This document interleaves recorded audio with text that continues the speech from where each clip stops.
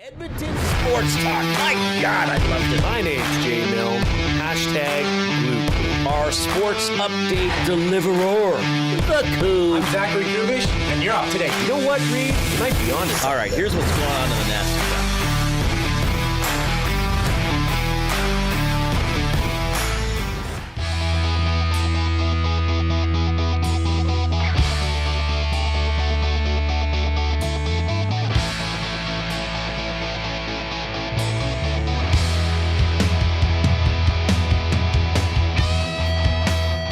Oh my goodness, we are out of the cage. How are you doing, everybody?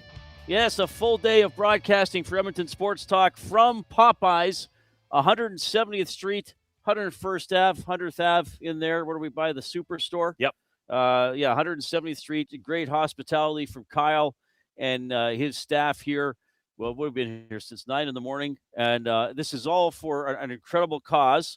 The Ben Stelter Foundation, of course, partnering up with Popeyes. So there's the limited edition Ben's Day Collector's Cup, and that comes with the official Ben's meal. That's 3-piece tenders, fries, mac and cheese, sauce, and pop. That's for $14.99, or you can just get the cup for $2.99. Now, here's the thing you want to remember. $1 from every Ben's meal or collector's cup goes directly to the Ben Stelter Foundation, which is incredible. And Ben's birthday is coming up. It's the 27th of May. And Popeyes is going to donate all net proceeds from the entire day from all the Northern Alberta locations to the Ben Stelter Foundation. Wow. So you can come in, you can ask for Ben's meal, you can ask for the Ben's Cup, and then come on May 27th, and all the net proceeds are going to the Ben Stelter Foundation. So great work by Popeyes. We talk about Popeyes all the time. The chicken's great. I'll be taking some chicken home. Be getting a bucket for the weekend. Yeah, if I came home without chicken for my girls, I would be locked out of the house. They would tell me, Dad, you'd be in trouble. Get your butt back to that Popeye. You'd be in serious trouble. All right. Thanks a lot for joining us this afternoon. If you want to come say hi, that'd be awesome. Well, I guess if we're on air, it's hard for us to say hi to people. We'll nod at them. We'll talk to you during the commercials. I can say hi. I'm already disorganized. Where are my pens? Pens? Yeah. Plural. Oh, here they are. Well, because I have that marker I use as well. It's on the floor. You see, this is why they don't let me out of the cage very often. Never change, Reid. All right, so we have some breaking news from the National Hockey League. This is interesting. So here's what's happened. The Vegas Golden Knights have been fined the Vegas Golden Knights have lost their second-round draft pick in 2026. So that's coming up in June. And John Tortorella, the head coach of the Vegas Golden Knights, has been fined $100,000. So the NHL is calling this a flagrant violations of the 2026 Stanley Cup playoffs media regulations. And then it says the imposition of these penalties comes after previous warnings were issued to the club regarding their compliance with the media regulations and other associated policies. Vegas will be offered the opportunity to appeal this. The fine is one thing. The stripping of a draft pick, huge. That's something else. So yesterday, they win their series. Yep. Was that just last night? Last night. They beat the Anaheim Ducks. So they didn't talk to the media, and they didn't open the room. They didn't open the room. John Tortorella was not available to the media. John Tortorella did not shake hands, Reid. Well, because Paul Maurice wouldn't let him. I mean, that is you just don't do that. Now, I will add this, though, that as per Elliot Friedman, he believes that this is the Golden Knights' reaction due to frustration from Braden McNabb's suspension. Right. Okay, so this was Joaquin was just saying it. Yeah, this is the Barry Colts version, but in the NHL. Right. Nobody cares. Work harder. So, okay, well, you're going to do that. You're going to lose a draft pick. Do you think that this actually goes through? Because they did say that there is a process for appeal. Right. Appeal would be in person in New York next week. I would imagine the Vegas Golden Knights would look at this and say, holy smokes. Right. Yes, we'll appeal. Well, for sure they're going to appeal. The fine's going to stay. Yeah, this is just going to make them angrier. Yeah. But, I mean, that's a responsibility. Like, that's Tortorella being Tortorella, I guess, right? Well, here's the thing. Here's my thing with Tortorella. Okay. And I think I've been in a scrum with John Tortorella once for sure, maybe twice. And he was good. He's got a lot of energy. He's talkative. He likes talking hockey. He's friendly if he feels like it. And then if he wants to go after Brooksy or not really talk to anybody, he gives short answers and he storms away. Yeah. And then whenever he's not coaching, where's the first place John Tortorella goes to work? For a TV station. Mm-hmm. Kind of an oxymoron, isn't it? I mean, now, I guess he's not there doing scrums and answering questions and all that kind of stuff. Well, he knows better, Reid. And this is why what he's doing being a punk. Is calculated. He's being a punk. And he's being a punk. Yes. Yeah. He knows he's doing it. Yeah. So the NHL called his bluff and said, okay, we're not going to stand for it. Sorry, you're getting fined, and we're going to screw your team over, who you're not even maybe the coach of when they're going to need this draft pick. So that's a good point. Yeah, good job hiring him. I would imagine through a process, through the appeal, they'll get the draft pick back. I would imagine. I cannot see a way in which they don't. I mean, that is a heavy fine when we're talking a second-round draft pick. Yeah, I can't remember a team ever being fined for something like this, like for specific media stuff. Now, I'm look, I obviously have a perspective of it, of being someone who asks questions after games and interviews people. I even need to look in the nasty chat of the text line and hear people saying, screw the media. You guys are a bunch of whiny idiots. I don't know, because it's Tortorella. I think some people love Tortorella. Some people, they love him specifically for that. Some, sure. There's always two sides. I would say the majority understand what Tortorella is about. I mean, okay, so Reid, you're down in Anaheim last night. Mm-hmm. You're covering. Your Iceman cometh down there covering this series. Well, I'd be more upset if I was a Vegas guy. And you don't get the opportunity to talk to anybody. You don't get the opportunity. Mitch Marner came on the podium and said they have to leave in like 10 minutes. Right. Because the bus is running. Right. Are you now upset? Or are you saying, okay, well, if you guys, now that's the story? Yeah, no, it would be, what they did is unprofessional. Mm-hmm.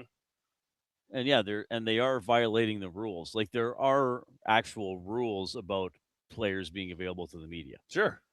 And the time. Like, there's even signs up that's saying, by order of Gary Bettman, the dressing room must open no later than 10 minutes after the conclusion of the game or whatever. Right. And during the playoffs, well, we've seen it here. There's even a podium usually for the winning team and both coaches, and then both rooms are open as well. So I say good for the league. I say good for the league for doing this. Like, Tortorella's been pulling stuff in this same category most of his career. Can I ask you what happens to that draft pick? They just skip over it. Poof, gone. gone. They just skip over it. Yeah. So the second round has 31 picks, or either that, or they would have the Vegas slot, but it would just say pick forfeited or something like that. Yeah. I don't know. I think this is good. I think this is good. I mean, it's not going to stick. If it's stuck, I'd say good for you. Well, I think the fine will stick. The fine will stick. I don't. Will think they still take away the pick? I don't know. Think so. You think they'll get that back? I mean, they'll obviously appeal it. I will say this as well, and I've said stuff like this before, so I guess I really don't care. I have found, now they win. They've been very good. I have found that there is a high degree of arrogance with the Golden Knights franchise in general. Just ever since they came into the league, they're very successful. Just in terms of my dealings with the organization in my capacity. Okay, why? Why are they like that? I don't know. No, what? Give me some reasons. What are you referring to? I think just a Is it because they were successful right off the bat that there is an air of yeah, probably, and then probably just the people in charge, or at least some of them. There's just some things and people that are beneath them to deal with or speak to or whatever. Mhm. You know, They and have been a very successful but franchise. hey, they go for it every year. I Yeah. mean, they go out and get Max Pacioretty or Tomas Hertl or Mitch Marner or Mark Stone or whoever. Not all those moves worked out. Some did. The Marner move looks pretty good right now, Oh my especially gosh. after that goal last night. Which one? Yeah. So, you know, I wonder if this is the league just saying, enough. We know what your whole act is, Vegas. Like, if you think you're bigger than everybody else in the league, well, too bad you're not. Well, yeah, somebody had texted in earlier, like finally, I can't say the words that Timberwood's been used, but finally Vegas gets slapped by the league. Yeah. There was a word in front of slapped. Okay, that's fine. Oh, I'll okay. leave that up to your imagination. Yeah. So, interesting story. You can give us your reaction on that and some of the other things we're going to talk about today, or you can just talk to us about whatever you like. You can text us 780-218-9999. That is the afternoon inbox presented by River Cree Resort and Casino. Check out the River Cree mobile app. It's free to download. You can get exclusive offers and promotions. You can get show tickets. You can make reservations for hotel rooms and restaurants. It's safe, secure, and it's easy to use.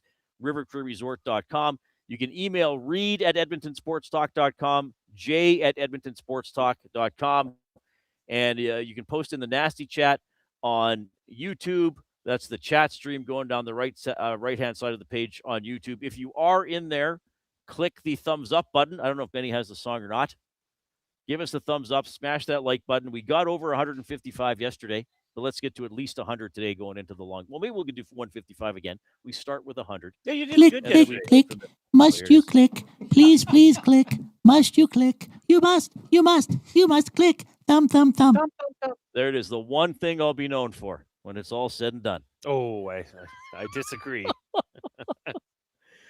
So, for example, Brian, is that Brian? Yeah, Brian in the chat. Yes, and the Golden Knights have gotten away with cap shenanigans and that free relief from Robin Leonard's contract. Darth Skater. That's a name. Says player suspensions don't even stick. Why would the draft pick loss stick? The NHL is a paper tiger. Yeah, I guess we'll see. So some of the comments coming in there as well. And if you're on iHeartRadio, TuneIn Radio, that's awesome as well. Great audio streaming apps. Remember to make us a favorite or a preset or whatever you can do on those apps. And we just ask you, spread the word about EST. Or if somebody asks, what are you listening to? Or if somebody says, I used to listen to that Dustin Nielsen guy on TSN 1260, but the station shut down. I wonder what beach he's lying on right now. You say, no. Dustin's not on a beach. He's on Edmonton Sports Talk, the station that he owns, and all of our other great employees and content, like Matthew Awanek. He's sitting right over there eating chicken. So he had jury duty yesterday. We had a jury summons. Yet it wasn't jury duty. It was a jury summons. Did you say what happened? Are you allowed to or no? Okay. Oh, sorry. That's not where he was. He had a day off. No. He made it public that he was summoned to jury, but if you can give the details of the case. I will just say this. I think it's fair to say that Maddie or looks like I'm going to have to keep this one. Oh, no. Under wraps. Everybody loves Maddie. We know that. And good news is I don't believe he'll be missing any time. So this is actually a praise report. Yeah, that's good. Good. So do we do your story about who you ran into, or do you want to do that in the next section? We can do it in the next section, let's do it in the next because we section. got to get to some other stuff here, such as the afternoon headlines for 100.3 The Bear, Edmonton's best rock. Stream them on iHeart today. This is Chet Palmer with your sports report. The Preakness is tomorrow. The last time my brother-in-law picked the winner in this one, War Admiral was still a lieutenant. Beam me up, Scotty, is 2 under at the PGA. Hey, Jason Milne, is that a 7-wood in your pocket, or are you just happy to see me? Why is 7-wood? The Savage is on the rubber for the Jays in Detroit. Speaking of Tigers, I'm having dinner with the waitress from the Ponderosa tonight. I'm Chet Palmer. Give me that. Oh, sorry. Wow. This is a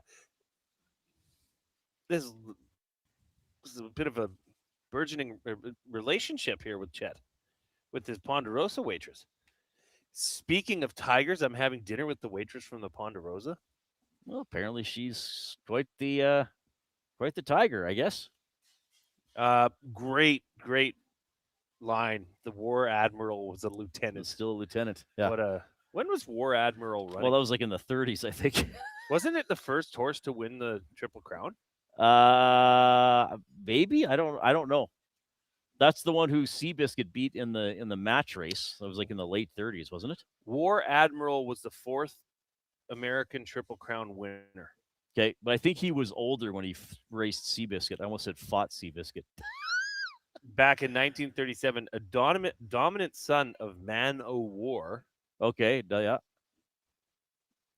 I got a quick, because it's the Preakness tomorrow, right? Preakness is tomorrow. And I didn't realize, you told me earlier today, both the Preakness and the Belmont are at alternative tracks because both their regular tracks are under construction or renovation. Correct. Yeah. Because isn't the Belmont now at One's at Saratoga, and the one tomorrow, usually it's Something Pimlico, and now it's it's somewhere else. Okay, how many offspring do you think Secretariat has?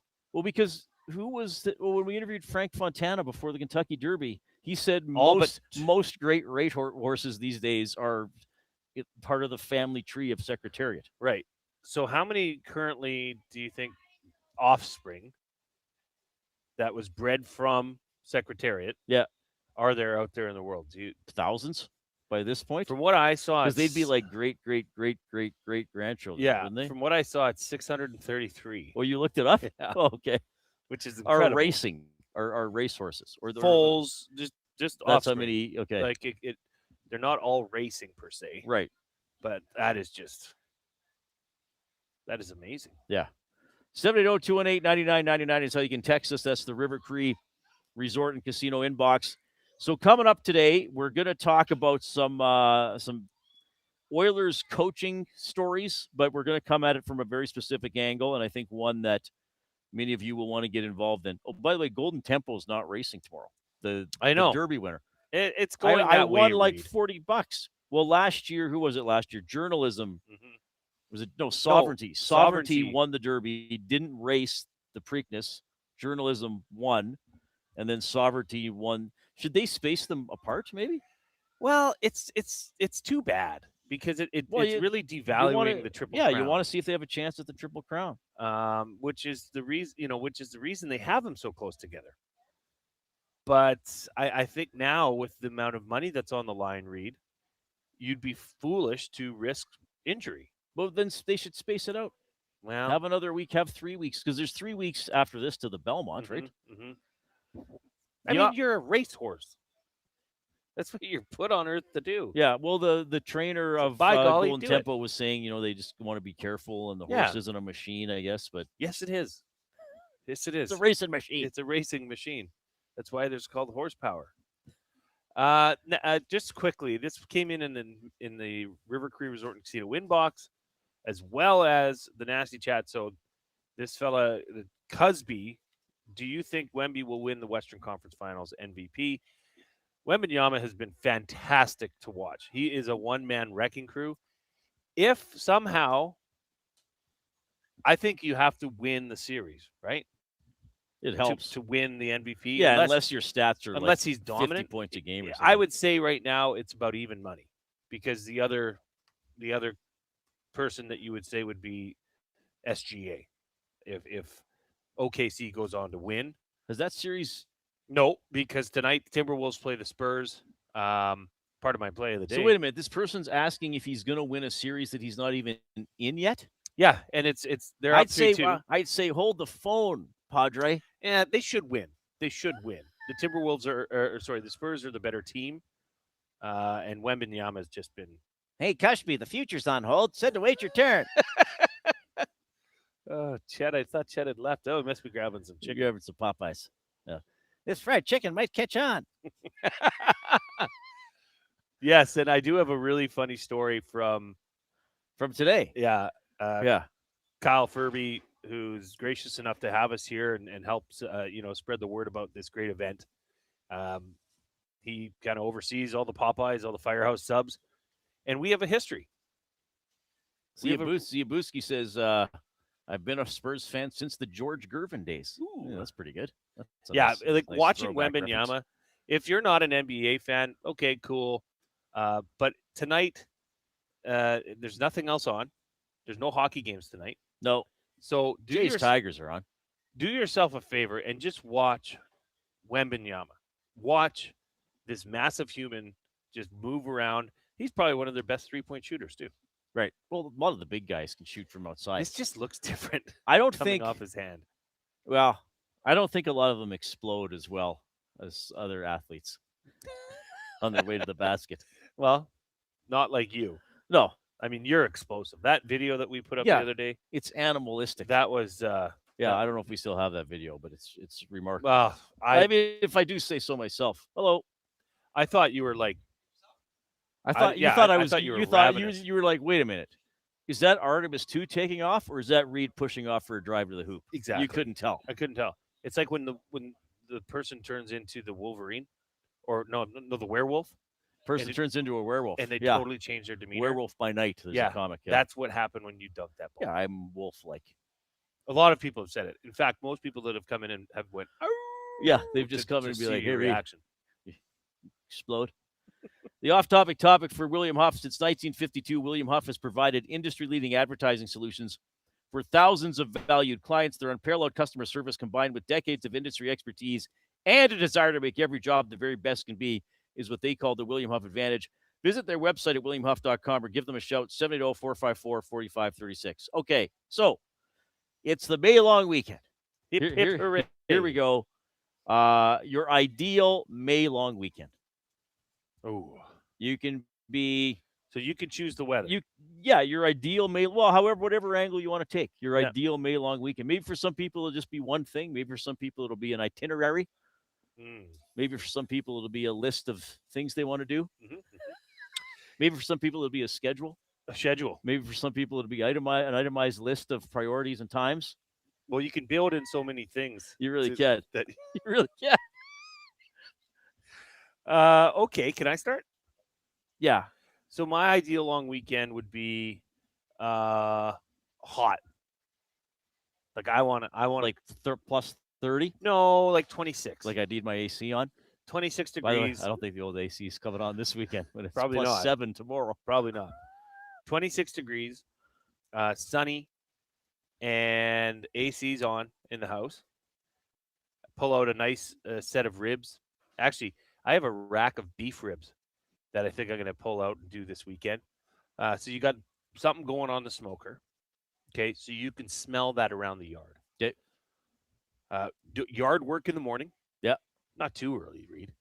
Say you're out there by 10 a.m. Okay. Okay. Have a nice breakfast. You're out there by 10 a.m. You're doing yard work. You accomplish quite a bit by 1 o'clock. And then the hard work part of the day is over. Right. Now you can just sit around by the basketball hoop, watch the girls shoot hoops, maybe mom and dad get involved. And we just sit there, have a couple beers, have some good conversation, have supper. Right. Okay. And then kick off and have a nice evening fire. This is on the Saturday. This is the Saturday. Okay. Remember, we are tight for time here. Well, I would 5:45. Jay will be okay. So that's day one. I would just press repeat. Okay. On Sunday, and then Monday would be an official day of rest. Maybe watch a movie, get some cuddles on the couch from the girls, stuff like that. All right. Well, you can dive deeper into that later on. Oh, no, that's good though. That's a nice Saturday. I got it all off my chest. Yeah. All right, 780-218-9999 is the River Cree Resort and Casino inbox. Oil Understood coming up at 4 o'clock. Heavy Oilers discussion there. What will the priorities be for the new head coach? Assuming it's Cassidy, whoever, but we'll talk about that. Jed Roberts is going to join us. Sunny Seikon, he's a Willie O'Ree Community Hero Award nominee, right here based in Edmonton. I think I've interviewed him before. Okay. But he's a great story as well. Our Past the Pantry Athlete of the Week is on today. We're going to do our afternoon debate with Ben Thompson, who's back at EST Global HQ. But first, here's a sports update with Ben.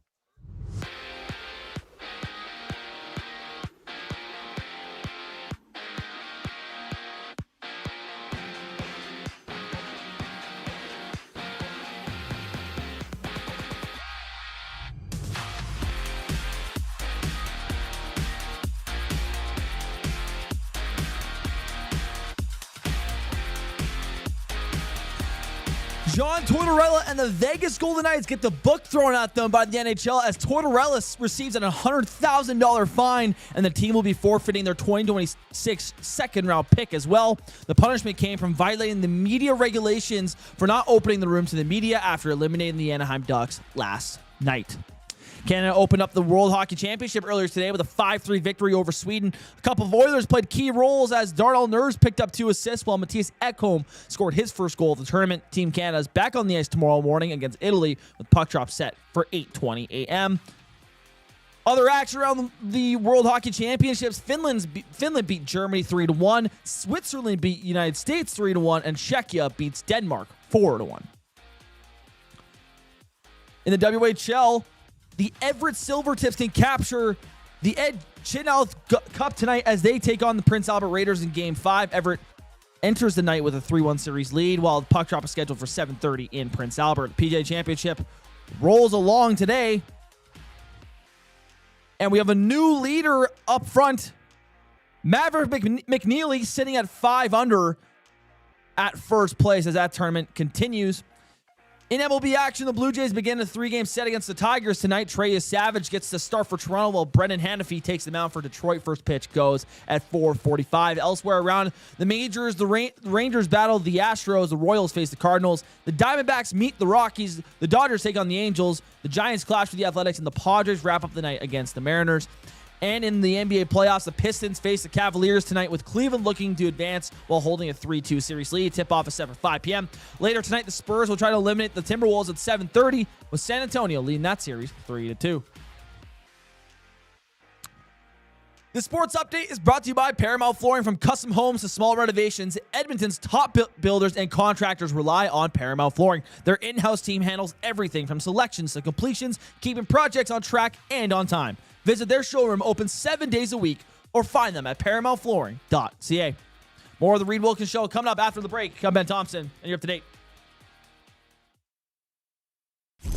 2 guys and a goalie. Does a coach who had an excellent NHL playing career automatically carry more clout when he walks into a dressing room? For me, I would say yes. All the coaches that I had in North America, and even in Europe too, they were all former players. I had Claude Julien. I had, obviously, Ron Lowe. 2 guys and a goalie, presented by GS Construction. Tuesday and Thursday afternoons at noon, only on Edmonton Sports Talk, your clear choice for Edmonton sports. We have what you're looking for.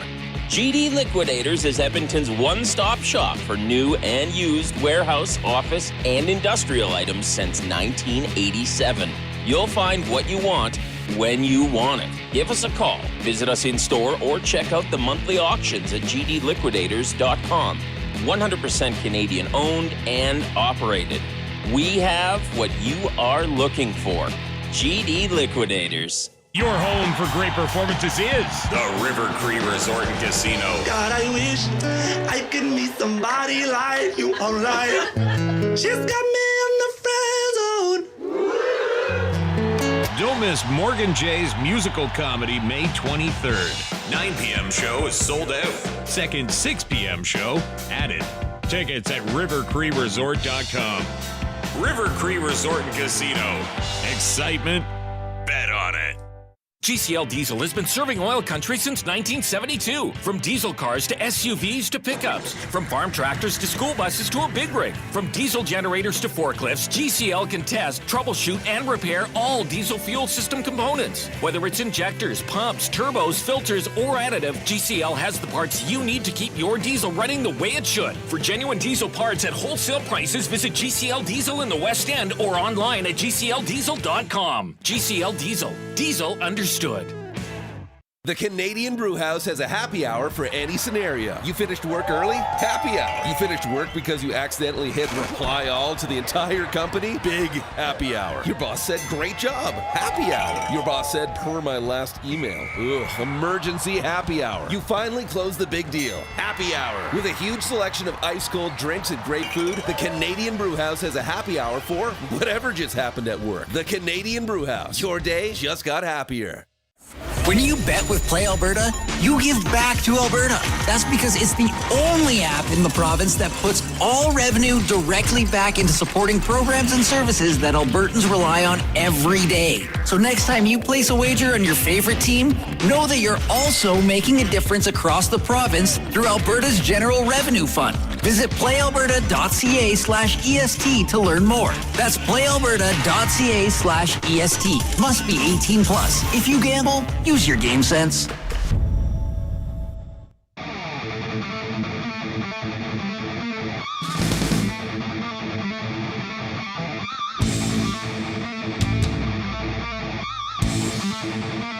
Good to have you tuning in this afternoon. Long weekend. So the Elks fan day is Monday already?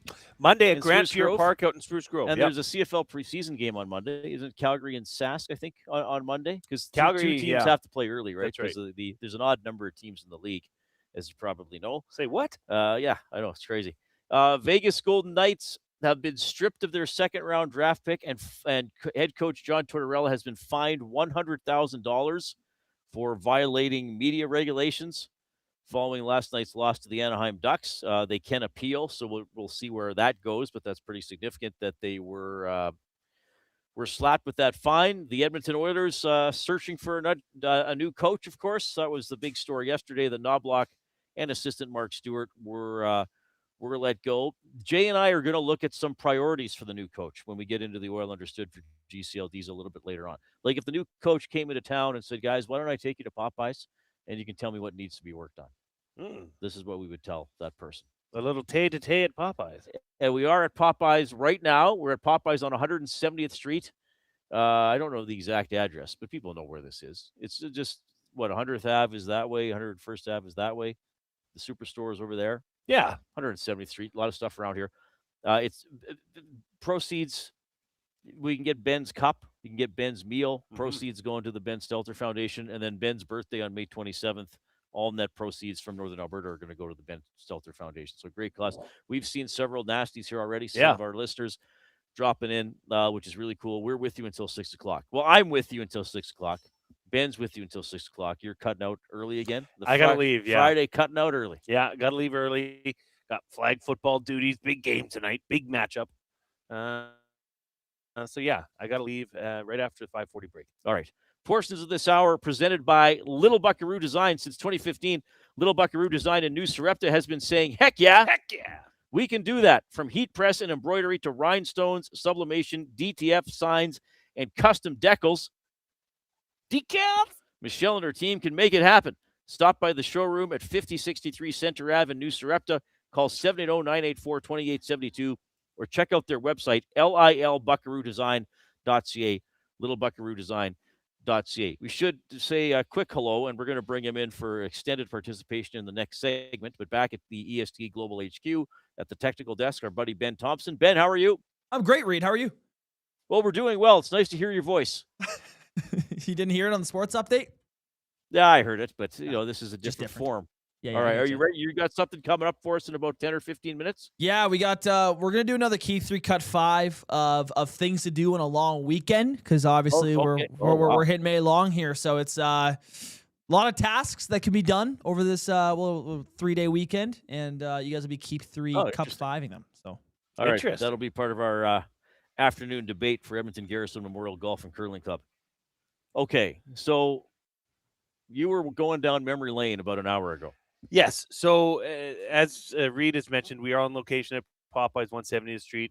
Kyle Furby is the fella that runs all of these Popeyes locations, operates them all, as well as the Firehouse Subs. Okay, and he obviously, both Popeyes and Firehouse Subs are big partners of Edmonton Sports Talk. So we started talking. He buttered me up with some lovely chicken wings, right? And he said, Jay Milne. He said, did you play football? And I said, yeah, I played the Wildcats and I played Bears. He says, no. Did you play flag football? I said, yeah, I did. He's like, I knew it. He says, so Kyle says, I played for the Jokers. Who did you play for? So I said, I played for the Titans. And immediately as soon as I said that, I was taken back to a game where look at Well, so we were playing a flag football game. This is years ago. This is probably in 2010. And we had a specific player on our team who I'm still good friends with, very good friends with him. He was a guy that would agitate. He was a great agitator. He would get under your skin and often cause you to take a penalty or overreact or push him. Or he was a good agitator. Yeah. Well, this one time, Kyle, our dear friend Kyle from Popeyes, had agitated our player, to which our player turned around and headbutted him. So Kyle's telling me, I'm like, you're the guy that flag football. This is flag football. You're the guy that got headbutted by our guy. And he's like, I'm the guy. So I remember that like it was yesterday. I could tell you where it was on the field because the play had already gone downfield a little ways. And these two were just going back and forth, words. And then our guy, whammo, hits him with a headbutt. Kyle still speaks highly of this. And I know you're listening to the person on my team, the agitator. Yeah. Kyle says to say hi and that he sees you from time to time at Oilers games. You sit rather close to each other. Oh, wow. So I told Kyle, I said, next time you see him, like, go up and headbutt him. Just like from behind. We won't see you. So No, this agitator. Yes. Did you play Bears football with him? No. How do you know him? We played flag together. Oh, so he's been along. He's been part of the fabric and community of Edmonton football for a while. Is he a good athlete? How's his explosion? Not as explosive as you. Well, okay, that goes without I mean, saying. yes, he was a very good athlete. Is he still a good athlete? No. Well, you know what? Is he still an agitator? Yes. Okay. Yeah, probably. He's one of these guys. Do you think he's agitated by you telling the story? I don't think so. He'd probably have a hoot reminiscing about it. He's one of these we're guys. not using his name, though, which is interesting. No, well, his name's Jason. Okay. And it's not me. No, it's not you. But here's the thing. He's one of these guys that he may not look it, but he could probably beat you playing basketball, playing table tennis, playing outdoor tennis. Oh, wow. Foosball. Like, Okay. he's just one of these guys that he's an athletic guy. Oh, well, good for him. Yeah. But he's an agitator. Oh, And big now, time. was he ejected from the game for headbutting? Yeah. We were the ones that were like, we were all kind of pissed Like, off was there at a him. referee that saw it, or No. just you threw him out? No, we and then he denied it. The agitator denied it. And we're like, no, we saw you. Like, it was just one of these. It was. I would imagine if he had to do it all over again, he'd probably say I'd headbutt him again. That looks like my truck. What do you mean? Is someone stealing your truck? I hope You not. better go check. Where were you parked? Over there, so it can't. But It shouldn't be. no, I have a hitch in mine, so we're good. All right. We are at Popeyes, 170th Street. Feel free to drop by and say hi today. We'd love to see you and pick up a Ben's Cup or a Ben's Meal and help out the Ben Stelter Foundation. You can text us 780-218-9999. And I guess, Jay, this would be a mobile edition of the Canadian Brewhouse Studio. So I'll recommend Popeyes chicken, and I'll recommend the roasted jalapeno poblano wings, the wing flavor of the month at the Brewhouse. Which you're going to be doing. You can have a chicken weekend. You can get Popeyes today. Yeah. Yeah, I want to try and get the wings at some point over the weekend as well. So it'll be a chicken-filled Victoria Day, which I think, quite frankly, if Queen Victoria could speak to me, that's what she would want. She'd want you to be happy. Well, Reid, please partake. I would love it if you would partake of the wing of the chicken. Or perhaps visit a fried chicken establishment. Did we have that in Victoria, England? I don't know, but have some. Have some on the crown, my servant.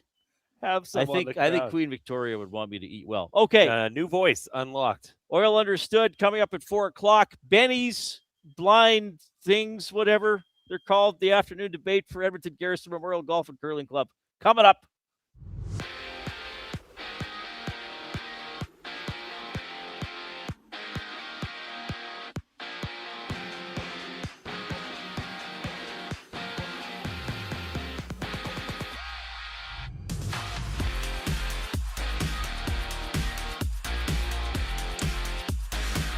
John Tortorella and the Vegas Golden Knights have been heavily disciplined by the NHL after violating league media regulations following their series-clinching win over the Anaheim Ducks last night. Tortorella has been fined $100,000, while Vegas will also forfeit its 2026 second-round draft pick after the team failed to open the locker room to media post-game. Canada kicked off the World Hockey Championships earlier today with a 5-3 win over Sweden. Oilers defenseman Darryl Nurse recorded 2 assists in the victory, while Matthias Ekholm scored his first goal of the tournament. Team Canada returns to action tomorrow morning against Italy with puck drop scheduled for 8:20. Other action around the World Hockey Championships today: Finland beats Germany 3-1, Switzerland beats the United States 3-1, and Czechia beats Denmark 4-1. In WHL action tonight, the Everett Silvertips have an opportunity to win the Ed Channel Cup as they take on the Prince Albert Raiders in Game 5. Everett leads the series 3-1 with puck drop set for 7:30 in Prince Albert.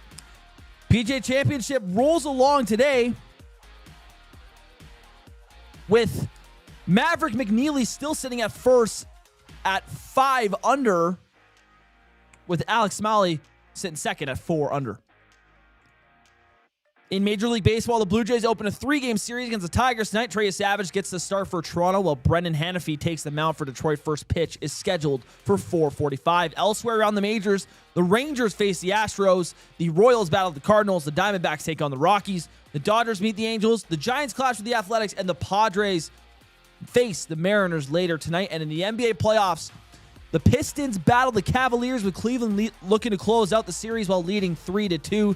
Tip-off is set for 5 p.m. Later tonight, the Spurs will try to eliminate the Timberwolves at 7:30, while San Antonio also holding a 3-2 series lead. This sports update is brought to you by Say the Reid Sport Medicine. Connor McDavid's got a team of specialists, and you've got a bag of frozen peas. Get the same locker room approach that's trusted by the best in the game at Say the Reid Sport Medicine. Call 780-460-9977 or visit their website at saythereidsportmed.ca to book an appointment today. Keep 3, cut 5 on the other side of the break here. I'm Ben Thompson, and you're up to date. The Nielsen Show with Lieutenant Eric. Craig Button. Leon Draisaitl said we've gone backwards. I've been very clear. 75 to 80% of this is on management. Go and change the coach. Bruce Cassidy's a hell of a coach. Feels like everybody wants to run Chris Knobloch out of town. So chase him out of there.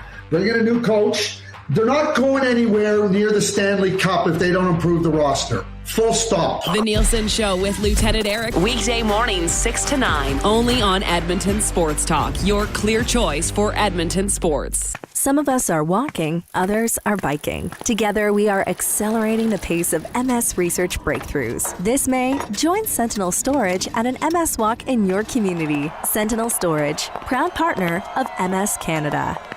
At Firehouse Subs, our subs are freshly toasted, stacked high, and crafted to satisfy. Each sub is piled high with premium meats, melty cheese, and toasted to perfection. Firehouse Subs brings bold flavor to every bite, all served on a freshly toasted roll. But we're not just feeding Edmonton, we're fueling it. Dig into the brisket hat trick, piled with slow-smoked brisket and melty cheese. Or go to the Firehouse Subs fan favorite, the Hook and Ladder. Made to order with smoked turkey, honey ham, and Monterey Jack cheese on a perfectly toasted roll. With 15 Firehouse Sub locations across Edmonton and the greater area, it's easy to grab a hot and hearty sub close to home. Firehouse Subs. Hot, hearty, made to satisfy. Your home for great performances is the River Cree Resort and Casino. God, I wish I could meet somebody like you online. She's got me in the friend zone.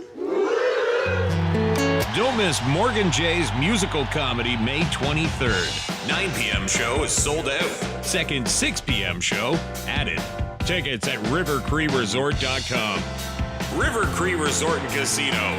Excitement, bet on it. Goodwill is one shopper, finding something I never knew I needed. A jacket, a deal, one donor, letting go of something so someone else can move forward. One program participant, learning, trying, building skills, building confidence, building a future. One purchase, one donation, one job, one choice. Goodwill is the power of one. The power of one. The power of one. The power of one. Goodwill Industries of Alberta. It all starts with one.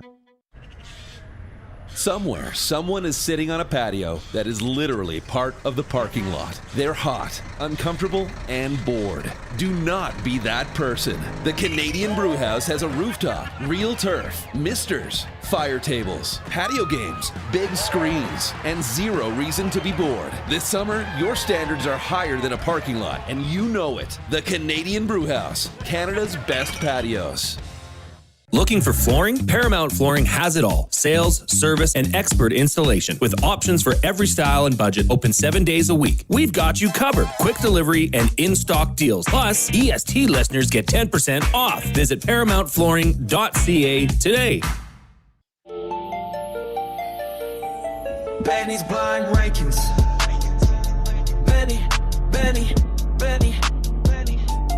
Benny's blind rankings. There it is, the world's shortest theme song and most abruptly ending.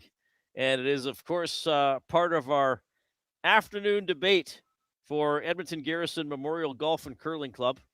Where'd it go, Jay? There it is.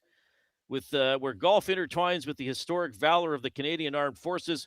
Memberships available at egmgolf.com and offering discounts for seniors and first responders. egmgolf.com. The Edmonton Garrison Memorial Golf Club. We got to golf there soon. We can't wait till August this year. And this, of course, is a setup. What are we doing today, Benny? Oh, Benny put himself on camera. By the way, if you're on YouTube this afternoon, thank you. Give us the thumbs up. If you're on iHeartRadio, tune in. That's also awesome. But if you have a sec to hop into YouTube and give us a thumbs up and keep building up the algorithm for the show, that'd be incredible. You guys gonna be keep 3 cut 5ing the things to do on a long weekend.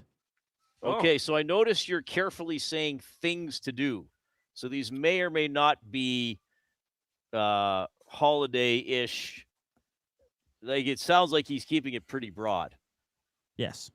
That's, okay, keep 3, cut 5 things to do. Now, is it any long weekend or specific to Victoria Day? Your dream long weekend. I would say this is probably Victoria Day related. But I was quite humbled when they said they would name a long weekend after me and even give the servants an extra day off work. I'm not sure if that's necessary, but I'm quite touched that there's a long weekend named after me specifically. Nice. That's gonna be one of my fun activities. I'm gonna talk like Queen Victoria all weekend. I'm gonna be like at the drugstore. I'll be like buying toothpaste, and I'll be like, You know, in my era, we didn't have toothpaste to keep our teeth clean. The rotten teeth just fell out. And we said, on with it. Now, when I lost a tooth, I had someone their teeth would be removed and put in my mouth, as I was the queen. All right. Well done. I will. I'm sorry you got to work with me, buddy. No. Okay. It's fantastic. All right, I'll lead you guys off with you're off to the lake for the long weekend. That's it. Off to the lake? You're off to the lake. Yeah, okay. I'm cutting this partly because I object with the phrase, I'm going to the lake. Do you know how many lakes there are? You're going to a lake. Okay. You're not going to the lake. Okay. It's like, all right, what are you doing this weekend? Are you going to the lake or are you going to the moon? Well, you could take going to the cabin. But see, this is okay. You're right. No, this off is to the cabin. As people know, if they listen to the show, over the course of my life, I've become a fairly urban person. I'm comfortable in the urban environment. I'm not saying I don't enjoy doing outdoorsy. You're pretty much an urban rock star. But I'm pretty much. Thank you, I guess. Yeah. Yes. You know, I had a cabin. Well, the lake, of course, was the English Channel. That's what we called the lake. And it was a castle on the channel overlooking. You could see France on a clear day. Did you know that, Jason Milne? Queen Victoria has hijacked the show. She has. It's good. Anyway, I'm cutting going to the lake. Okay, but this is May long specifically. You Benny? can. Yeah, let's make it May long specific. Okay, I'm cutting it as well because anybody that knows about going to the cabin or the lake on May long knows it's simply a work trip. Yeah, you got to dig up all the dead caterpillars. You're not having there. all that much fun. The water's too cold to really use. You got to get the boat in. You got to get the boat launch in. You got to get the dock in. You got to weed, and it's too much work. So I would wait till Canada Day, long weekend, to go to the cabin. So I'm cutting it as well. Alrighty. Next, catching up on sleep. Keep cutting. Sleep when I'm dead, Ben. Yep. That's a hard-working man right there. Okay, here's what I would say for that. I'm not going to sleep the weekend away. I do not want to sleep the weekend away. But part of my ideal weekend, which is our off-topic topic for William Huff, so it kind of all bundles together, is that if you have a really productive morning, especially of housework, the nice post-lunch nap. So that's what I would include in this catching up on sleep. Okay, that's fair. It's not going to happen. It's just impossible. It's just why not going to happen. Acknowledge it? Okay. We get to sleep in a bit. We don't have to be up at 7. Well, that counts, though. I think that's what Ben means. But that's just every weekend. Ben doesn't mean you sleep until 3 p.m. That's not a long weekend. Okay. So I'm going to cut sleep. All right, I'm going to keep it. Okay. So Reid's only used one keep. You surprised I kept it? Yep. But in the context of how I would budget that sleep. Okay. Like if I'd like to get up early-ish and go for an outdoor run this weekend. I don't know if it's going to happen. I don't know when it's +5 in the morning. I'm going to do that. I would agree. But then you afternoon nap a little bit later on. Yeah. So that's what I'm saying. Okay. Can I still put sleep then, Ben, or am I ruining the category? No, you're good. You're good. It's catching up on sleep is however you do it. If it's sleeping 10 hours at night or if you're doing a nap, whatever it is, you're catching up. Good point. Okay. Next, barbecuing out in the backyard. Keep. I love it. I love that. That's something, like I said, that it doesn't, especially if you're smoking stuff, it doesn't always happen. It takes time. So you got to be able to have time to smoke things. So, yeah, I'm going to keep that. Yeah, I'm borderline on this. I mean, I like having a barbecue. I personally don't have a backyard, as you know. Mm-hmm. But I mean, I understand the spirit of this. Such a good smell too in your yard. Yeah, and it like is that. a nice, relaxing. I don't know what to do here. Because I don't know what else is coming. It's pretty early to have 2 keeps. I think I hear him coming now. Okay, I'll keep it. Okay, BBQ. Keep barbecue. Keep for Jay as well. Okay, so Reid's used 2 keeps. Jay just 1. I'm boxing myself in, Benny. Yep. We'll see if it pays off. Next is a road trip. Oh, I'm fine cutting that. Yeah, I'm not 28 anymore, so I'm good without. Like if there was somewhere to go or an event I had to go to, but like planning a road trip or like let's just drive around in the country for a while. Like, I'd be like, yeah, I'd sooner nap. Yeah, I'd sooner barbecue. Okay, yeah, great. You guys drive. I'll sleep in the back seat. I'm going to put me in the trunk. I'm going to cut road trip as well. I always enjoyed a fine carriage ride myself. Okay. Queen Victoria, everyone. She's here. Okay. She's alive. So you're halfway through. How old would Queen Victoria be? Probably like 250. Ben, keep going. I'm going to look up her age. Okay. You guys are halfway through. Reid has kept catch up on sleep and barbecue. Jay has only used his keep on barbecue. She'd be 206. There you go. You look great, Queen. Well, thank you, servant boy.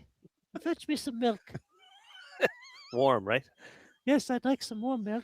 There's some to drink and some to put my feet in. That helps my corns.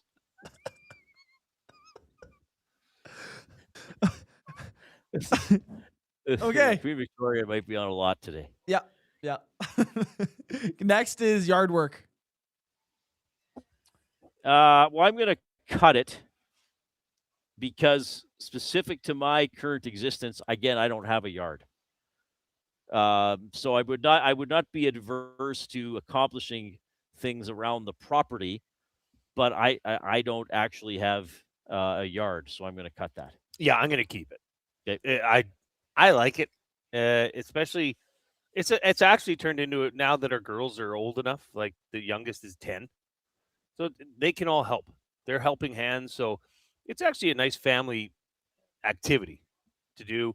The girls and grandma planted the garden already earlier this week, prior to that rain we got. So, but there's always stuff to do.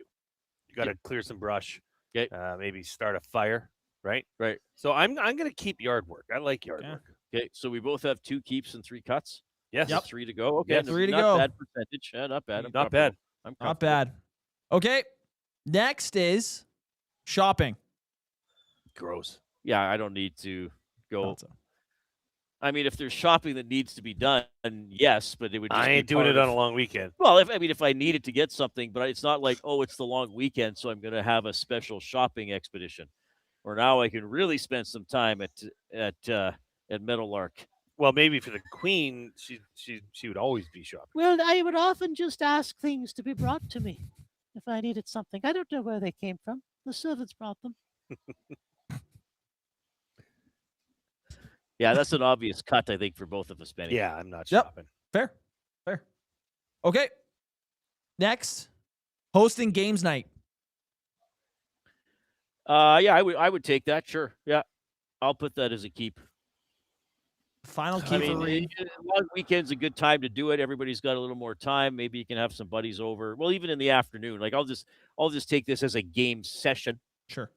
I mean, one of my buddies who we'll have a game with a few times a year. That'll often happen in an afternoon. Mhm. So a long weekend, you have a little bit more time to do that, or it's easier to do it on a Sunday because nobody works on the Monday. Yeah. So I'll keep that one, and of course that's one of my hobbies and interests. I do enjoy a good game of crib, like a pre-supper game of crib. Oh, some cribbage. I'm gonna cut it though. Okay. I'm gonna take my pants. You know the most powerful piece in chess is the queen. I wonder where that came from. Jason Milne? Queen Victoria might get killed twice. I can be quite a dominant woman, you know. No, I don't want to know. I feel like Queen Victoria is holding Jay Milne hostage. Yeah. And if I Blake- look behind me, there might be a guillotine waiting. Blink Oh, that twice if was you the need help. French. We would never do something so crude. We just hung people. Okay. So We hung people, Jason Milne. Sorry. Oh my. Reid is Chet going or to Queen? Reid little is bit going of to both, I cut think. this. Jay is going to keep this. And the final one is you're working all weekend long. Oh, I'm cutting it. Jay has to keep Well, it. this used to be your existence, Jay. Yeah. I'm not. It's not foreign to me. So I guess if there was a crappy one to end in terms of options, working, well, wouldn't be different. Right. It is now. Yeah. I never had stat holidays, right? You never even would. So if you were at the furniture store, would you be looking at I'm working all 3 days? Or would Yep. You, yeah. So Sunday, what were your Saturday, days off? Sunday. Tuesday? Mondays and Tuesdays. But in this weekend, you'd work. Was your brother work too? No, I would, because the holiday hours, Reid, we'd be open holiday hours, so it'd only be 12 to 5. Okay. So we'd usually just have a sales associate on the Monday. Yeah. Okay. But Saturday, Sunday, you got to be there. You would work. Okay. All right. I'm pretty happy with my list, quite I'm frankly. not- I'm quite happy with it. I'm not hating mine. I got barbecue. I grab a nap, yard work, have a and working. barbecue, and I have some buddy or two over for some games. Maybe Winnie the Pooh Serious Detective. I have yard work and working. So you're mowing the lawn, and then you're going into host. That's the okay. Saturday edition of the Reid Wilkins When is Show. the Pooh game coming in? The Pooh special. Oh, I have it. detective? I haven't even opened it yet. Well, I it's a long now weekend. I know. Call your friend. Well, I've been a busy guy. Been watching hockey and reading up on Queen Victoria. Right. Okay, so I'm keeping sleep, barbecue, and games session. I'm cutting, going to the lake, a road trip, yard work, shopping, and working for long weekend activities. What do you have again? I'm keeping barbecue, yard work, and working. Okay. This came in. I would love to play with you and Jay. Logan Crawford, Reid Wilkins' favorite professional golfer. Logan, yeah. When did I talk to Logan? Was that on this show or was that Inside Sports? Maybe it's a crossover. Is Logan from the... I remember your name, Logan. I'm sorry I don't remember everything. Is he from the Lloyd area or was he from Edmonton?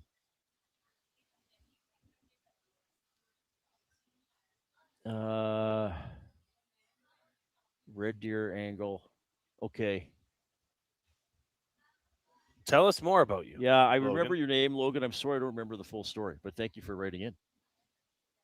Give us a thumbs up on YouTube if you're there. We need 40 thumbs to get to 100, so do not hesitate to give us a thumbs up.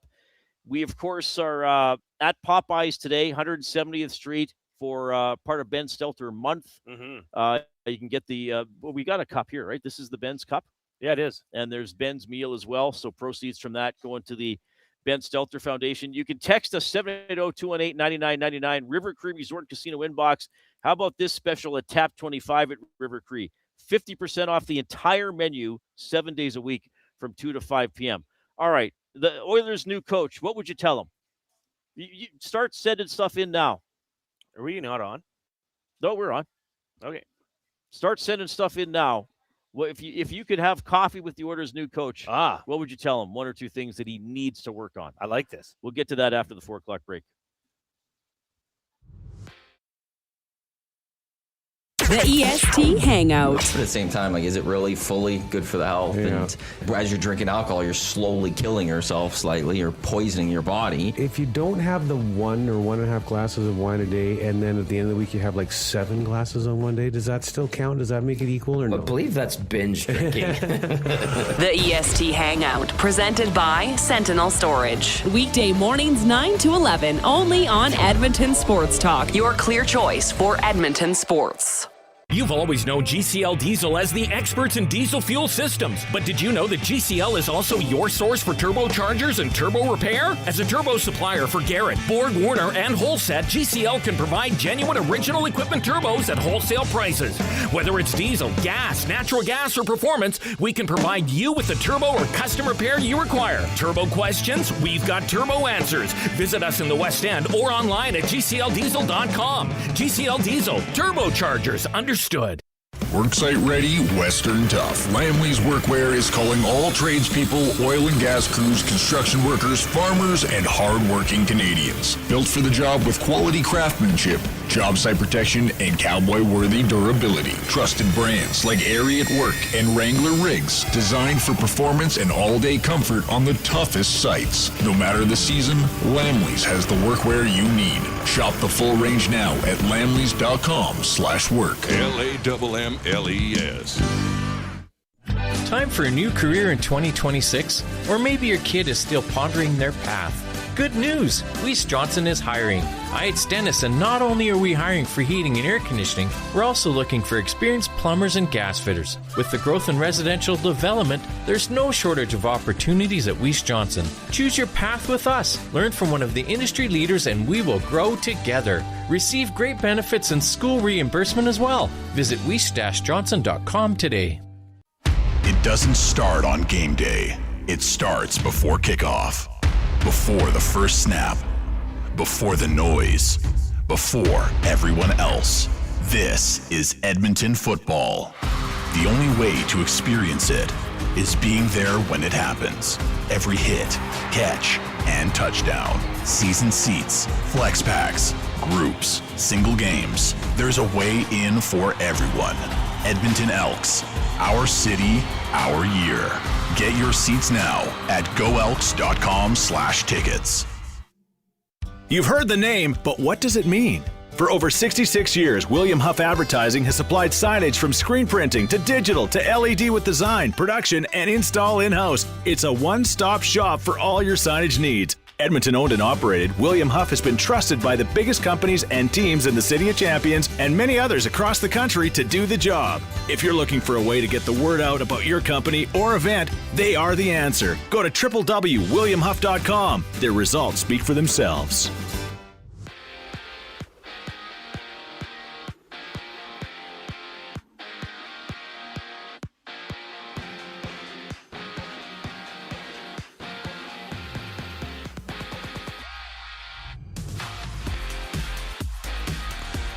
The NHL has laid down on John Tortorella and the Vegas Golden Knights following their media regulation violation after eliminating the Anaheim Ducks last night. Tortorella has been fined $100,000, while the Golden Knights will also forfeit their 2026 second-round draft pick after failing to make the locker room available to the media following the game. Canada opened the World Hockey Championships early today with a 5-3 victory over Sweden. Oilers blue liner Darnell Nurse contributed with a pair of assists, while Matthias Ekholm scored his first goal of the tournament. Team Canada returns to the ice tomorrow morning against Italy with puck drop scheduled for 8:20 a.m. Other action in the World Hockey Championships today, we saw Finland beat Germany 3-1, Switzerland beat the United States 3-1, and Czechia beat Denmark 4-1. In the WHL tonight, the Everett Silvertips have a chance to capture the Edmonton Cup as they face the Prince Albert Raiders in Game 5. Everett carries a 3-1 series lead into the matchup with a puck drop set for 7:30 in Prince Albert.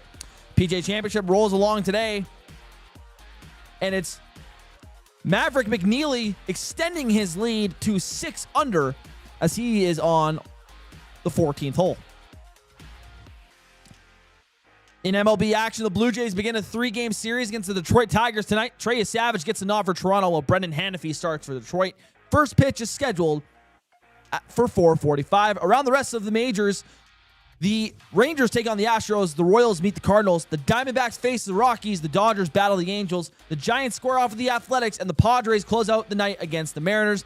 And on the hardwood tonight, the Pistons take on the Cavaliers, with Cleveland looking to eliminate Detroit while holding a 3-2 series lead. Tip-off goes at 5 p.m. Later in the evening, the Spurs have the opportunity to eliminate the Timberwolves at 7:30, with San Antonio leading that series 3-2. This sports update is brought to you by Windsor Plywood the Duke, locally owned and operated, serving the Duke and surrounding areas since '93. Doors, flooring, baseboards, and of course plywood. Go see the knowledgeable staff at Windsor Plywood the Duke. Second hour of the Reid Wilkins Show starts right now.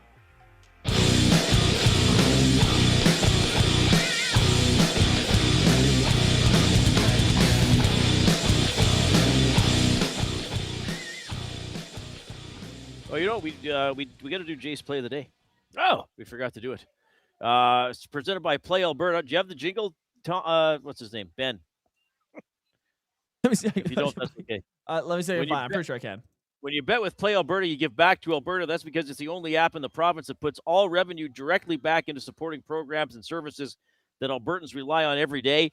The next time you place a wager on your favorite team, know that you're also making a difference across the province through Alberta's General Revenue Fund. Visit playalberta.ca/EST to learn more. You have to be 18 and older to gamble. And if you do gamble, use your game sense. It's Jay. It's Play. He's Jay. It's today. It's Jay's Play of the Day. It's Jay's Play of the Day. Jay's Play of the Day. Well, going to the association tonight, Reid. You know I like a late game. Yep. So this game starts at 7:30.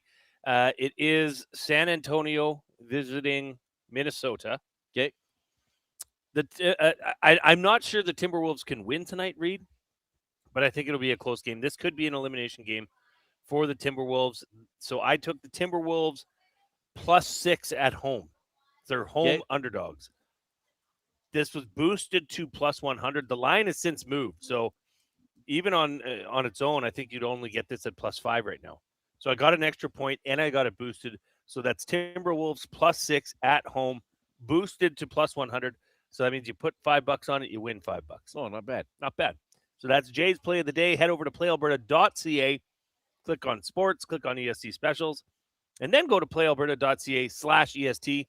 There's some good information there for you as well. And Reid, always remember to use your game sense. It's Jay. It's Play. He's Jay. It's today. It's Jay's Play of the Day. It's Jay's Play of the Day. Jay's Play of the Day. All right, and we are on location today, Popeyes, 170th Street, near the Superstore. We have had, it's been a busy place. We've had some listeners drop by, and it's Ben Stelter month, so if you're getting the Ben Stelter cup, Ben's meal, and proceeds going to the Ben Stelter Foundation, and then a lot of proceeds on Ben's birthday, May 27th, going to the foundation as well. So keep that in mind. Let's get to the Oil Understood, presented by GCL Diesel, providers of the best diesel engine components around. From turbochargers to injectors, fuel pumps to sensors, they are the critical engine component experts. Proud to serve Edmonton and Northern Alberta for over 50 years, and now a partner of Edmonton Sports Talk and the Reid Wilkins Show. GCL Diesel. Diesel.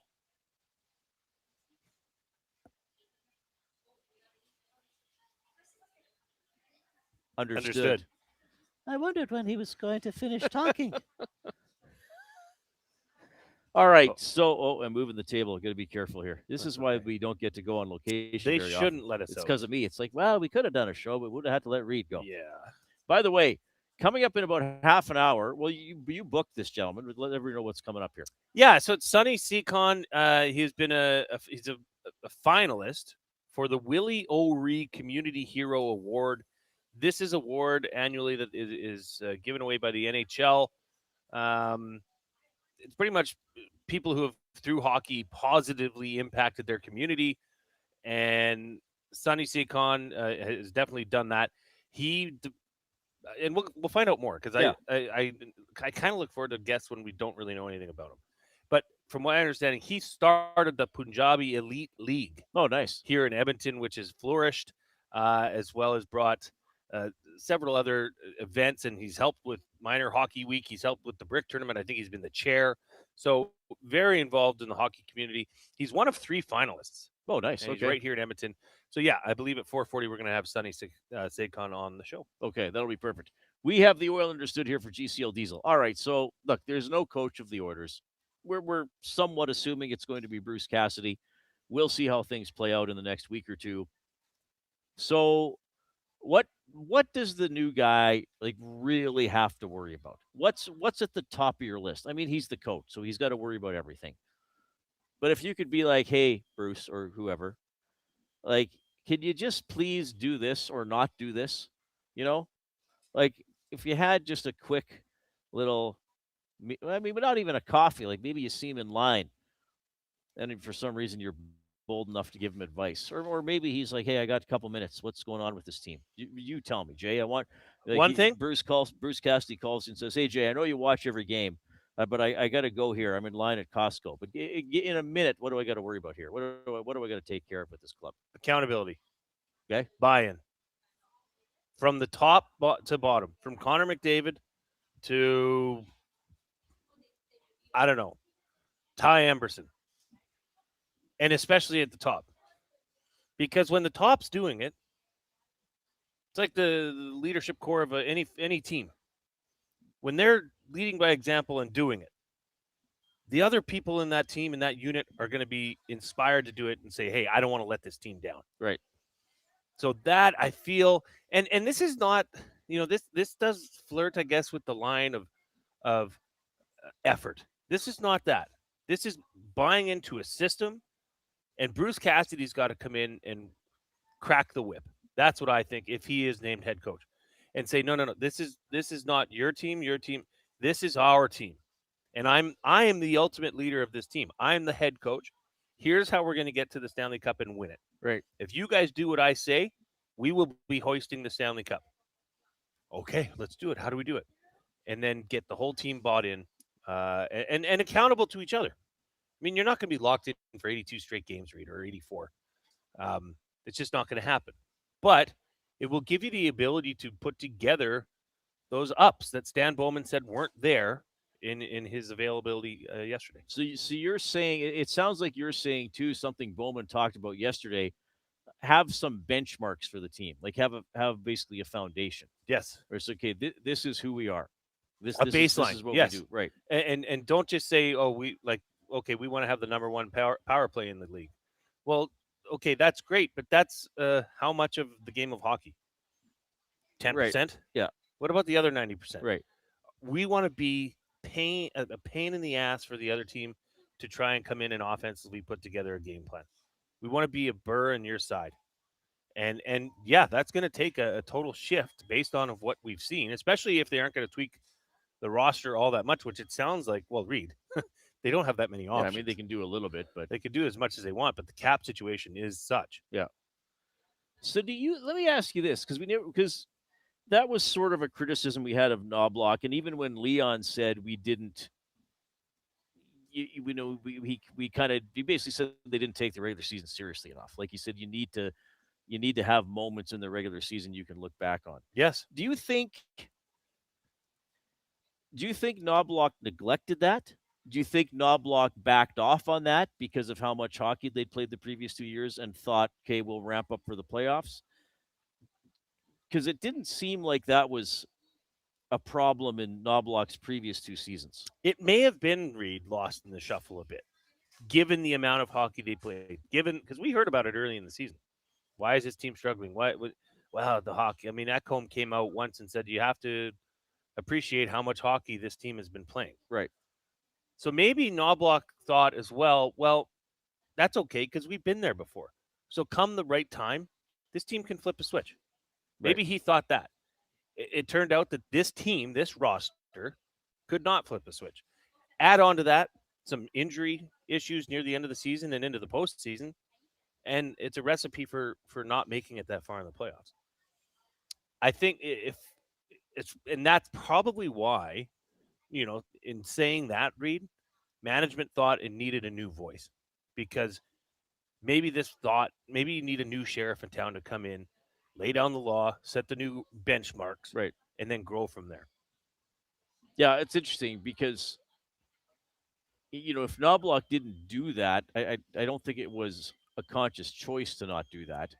Either he didn't push the right buttons, or he maybe decided, like I said, maybe he'd back off a little bit. This team needs a bit of a break. Yeah. Yeah, and ultimately, then when it got to the playoffs, they couldn't do it. Project Dumpling says Knobloch playing with David and Draisaitl on the PK was bonehead. No, Draisaitl did not play a lot of PK, did he, this year?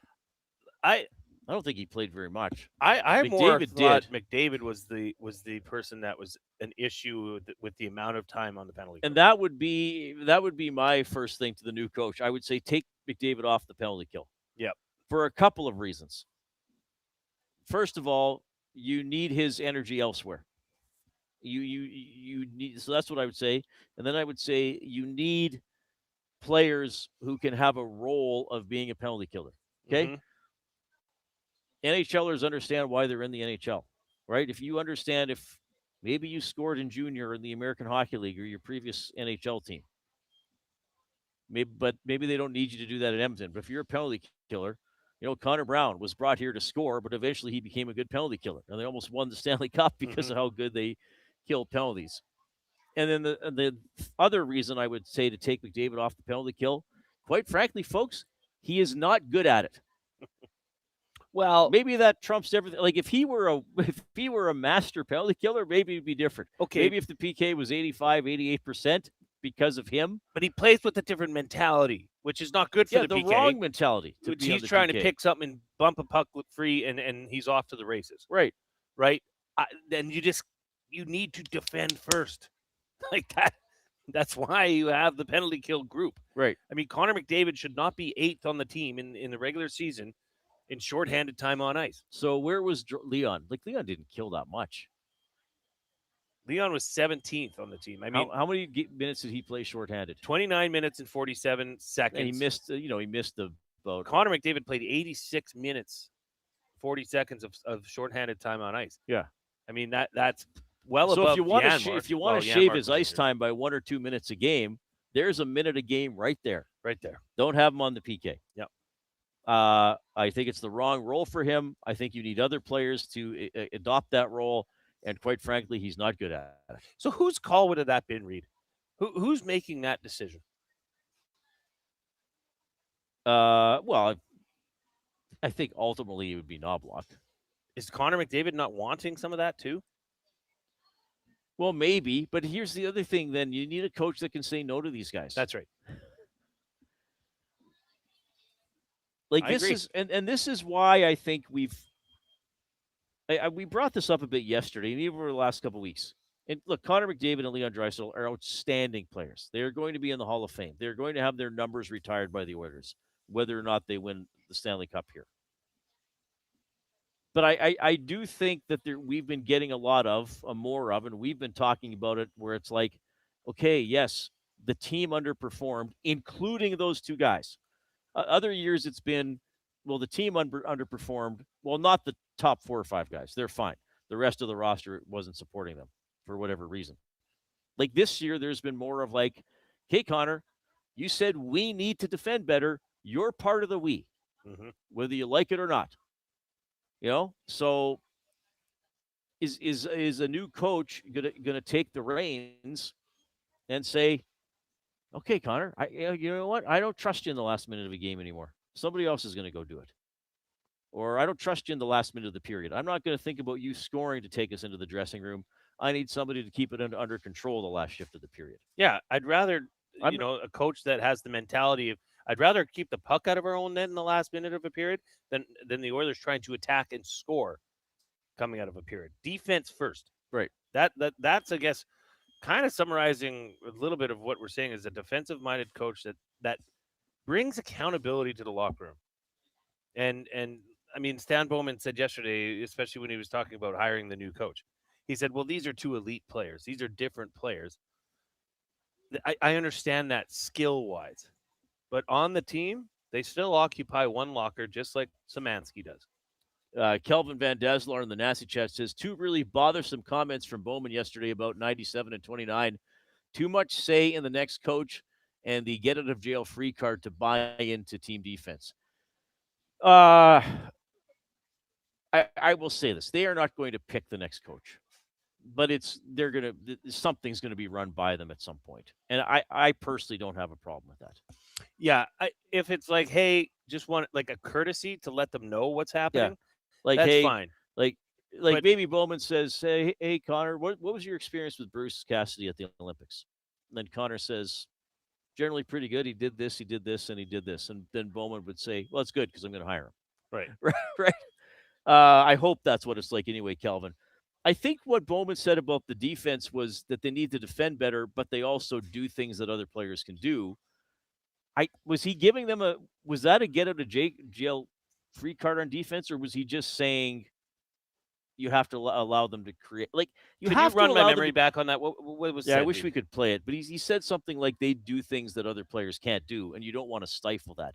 But I do think in hockey, it's possible, not impossible, it's possible to be a responsible, stout defender and still be a wizard when you have the puck. I do think it's possible to do both. I mean, a lot of good players have done it. I would agree. But it's also a buy-in from the team. Like, and that's, I think, why Connor and Leon are getting discussed with this, is because they're clearly the leaders of this team. Yes. So, what is it? Heavy lies the crown, Queen? Is that what you would say to your? It does. Try being the queen. It's not just bossing people around all day. River Cree Resort and Casino inbox 780-218-9999. They talk about winning the cup all the time. 29 and 97 need to play defensive. They will not win until this happens. That comes in from MH. Yeah, well, that's fair. I mean, and that's coming up more and more often. And maybe, too, because it's almost as if we saw them get better at it, and then there was a step back. I mean, again, Leon Draisaitl said, I want to win the Selke. He never checked to that extent this year. I want to get your thoughts and reaction to this. Zulu says, use 2 power play units. No more 2 minutes for the same 5 guys. You know what I'm going to say. I know that. Zulu knows what I'm going to say. Zulu and I disagree. They were the number 1 power play. Play the crap out of that power play. I don't care if they're on there for 2 minutes. We're watching. Okay, Zulu, let me ask you this. We are in the midst, and I'm assuming you're an Oilers fan. You have the best power play in the history of hockey on the club you cheer for, and you want to see less of them. Hey, you know what? I'm going to call Spielberg and say, you know what? Don't release Disclosure Day. You've done enough movies. Okay? It's fine. We're good. We're good, Steven. Yeah, I know it's supposed to be good. I know you worked hard. Wow. Don't put it out. Way to spin that. We're in the Canadian Brewhouse studio, which is on location at Popeyes, 170th Street today. Afternoons just got a serious upgrade at the Canadian Brewhouse. Happy hour runs Monday to Saturday, 2 to 6 p.m. with deals starting at $3.99. Make the smart move and head to the Canadian Brewhouse. All right. Sunny Seikon, Willie O'Ree, Community Hero Award nominee, coming up in about 15 minutes. Buying or selling for Damon Bunting next.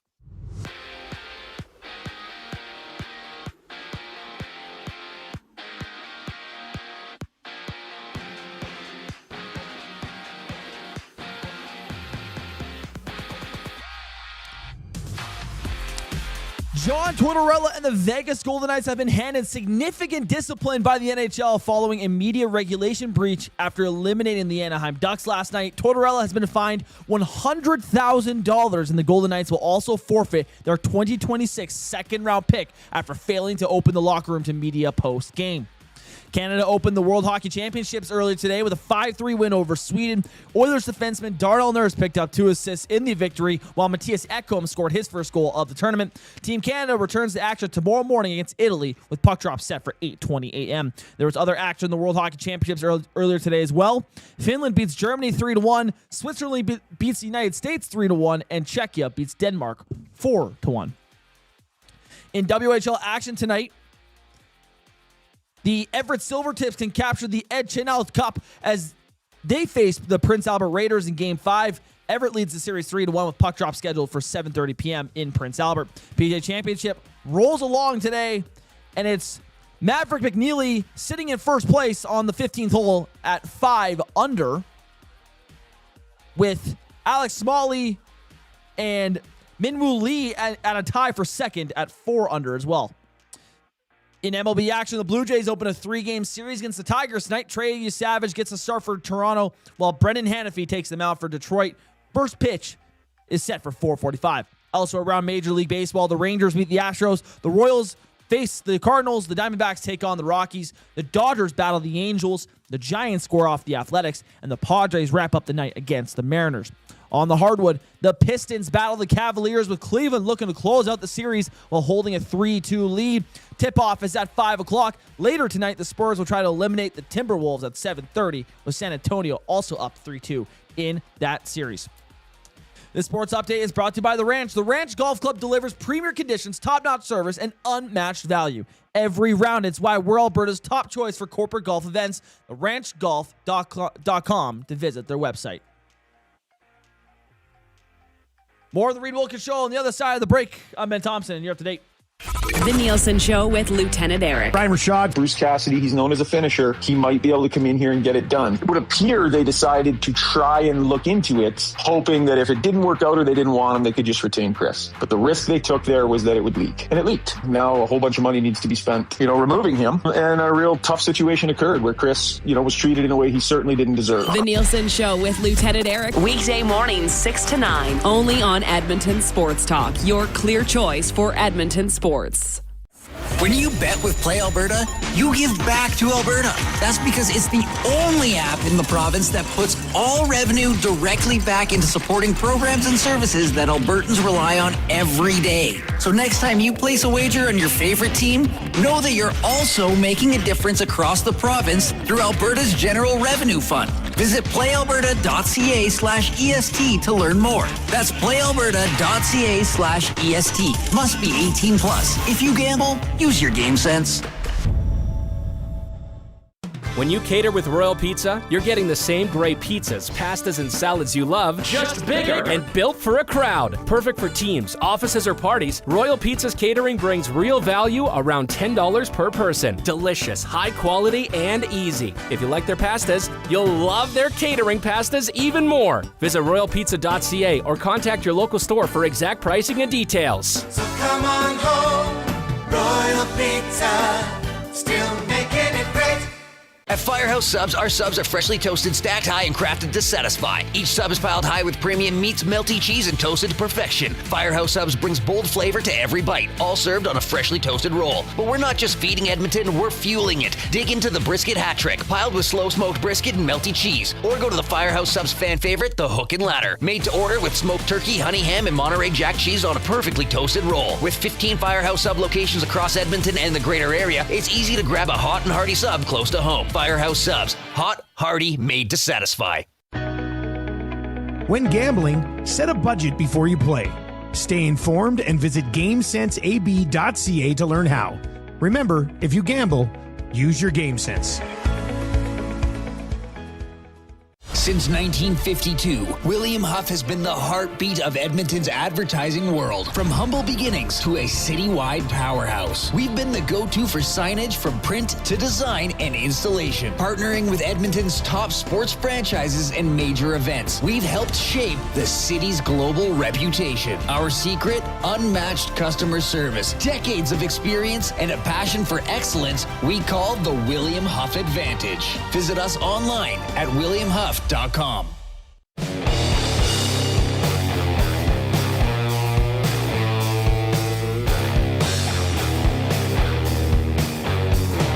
you tuning in this afternoon.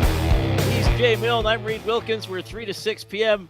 every weekday here on Edmonton Sports Talk. Today we're at Popeyes, live on location. Popeyes, 170th Street.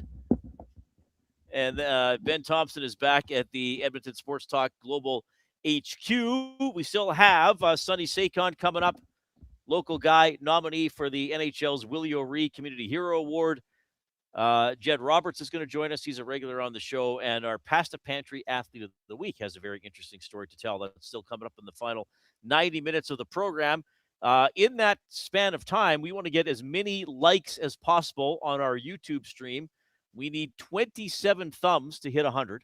Very achievable, but you got to get in there and do it. You can't be a pleasure layer. So if you have not yet clicked the thumbs up button, please click it and then click the share button and email or text the show link off to people you know and say, hey, check out Edmonton Sports Talk. Check out the Reid Wilkins Show.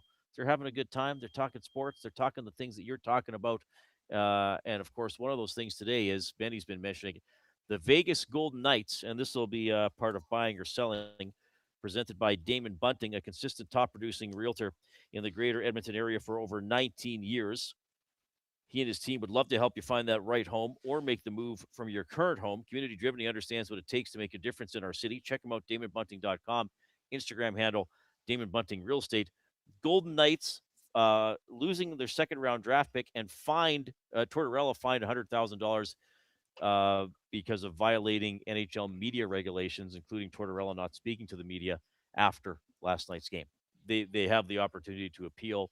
I assume that they will. I haven't seen anything else reported on that, but a pretty stiff penalty. So you can react on that for buying or selling, or we were talking about some Oilers coaching priorities. 780-218-9999 is how you text the River Cree Resort and Casino inbox.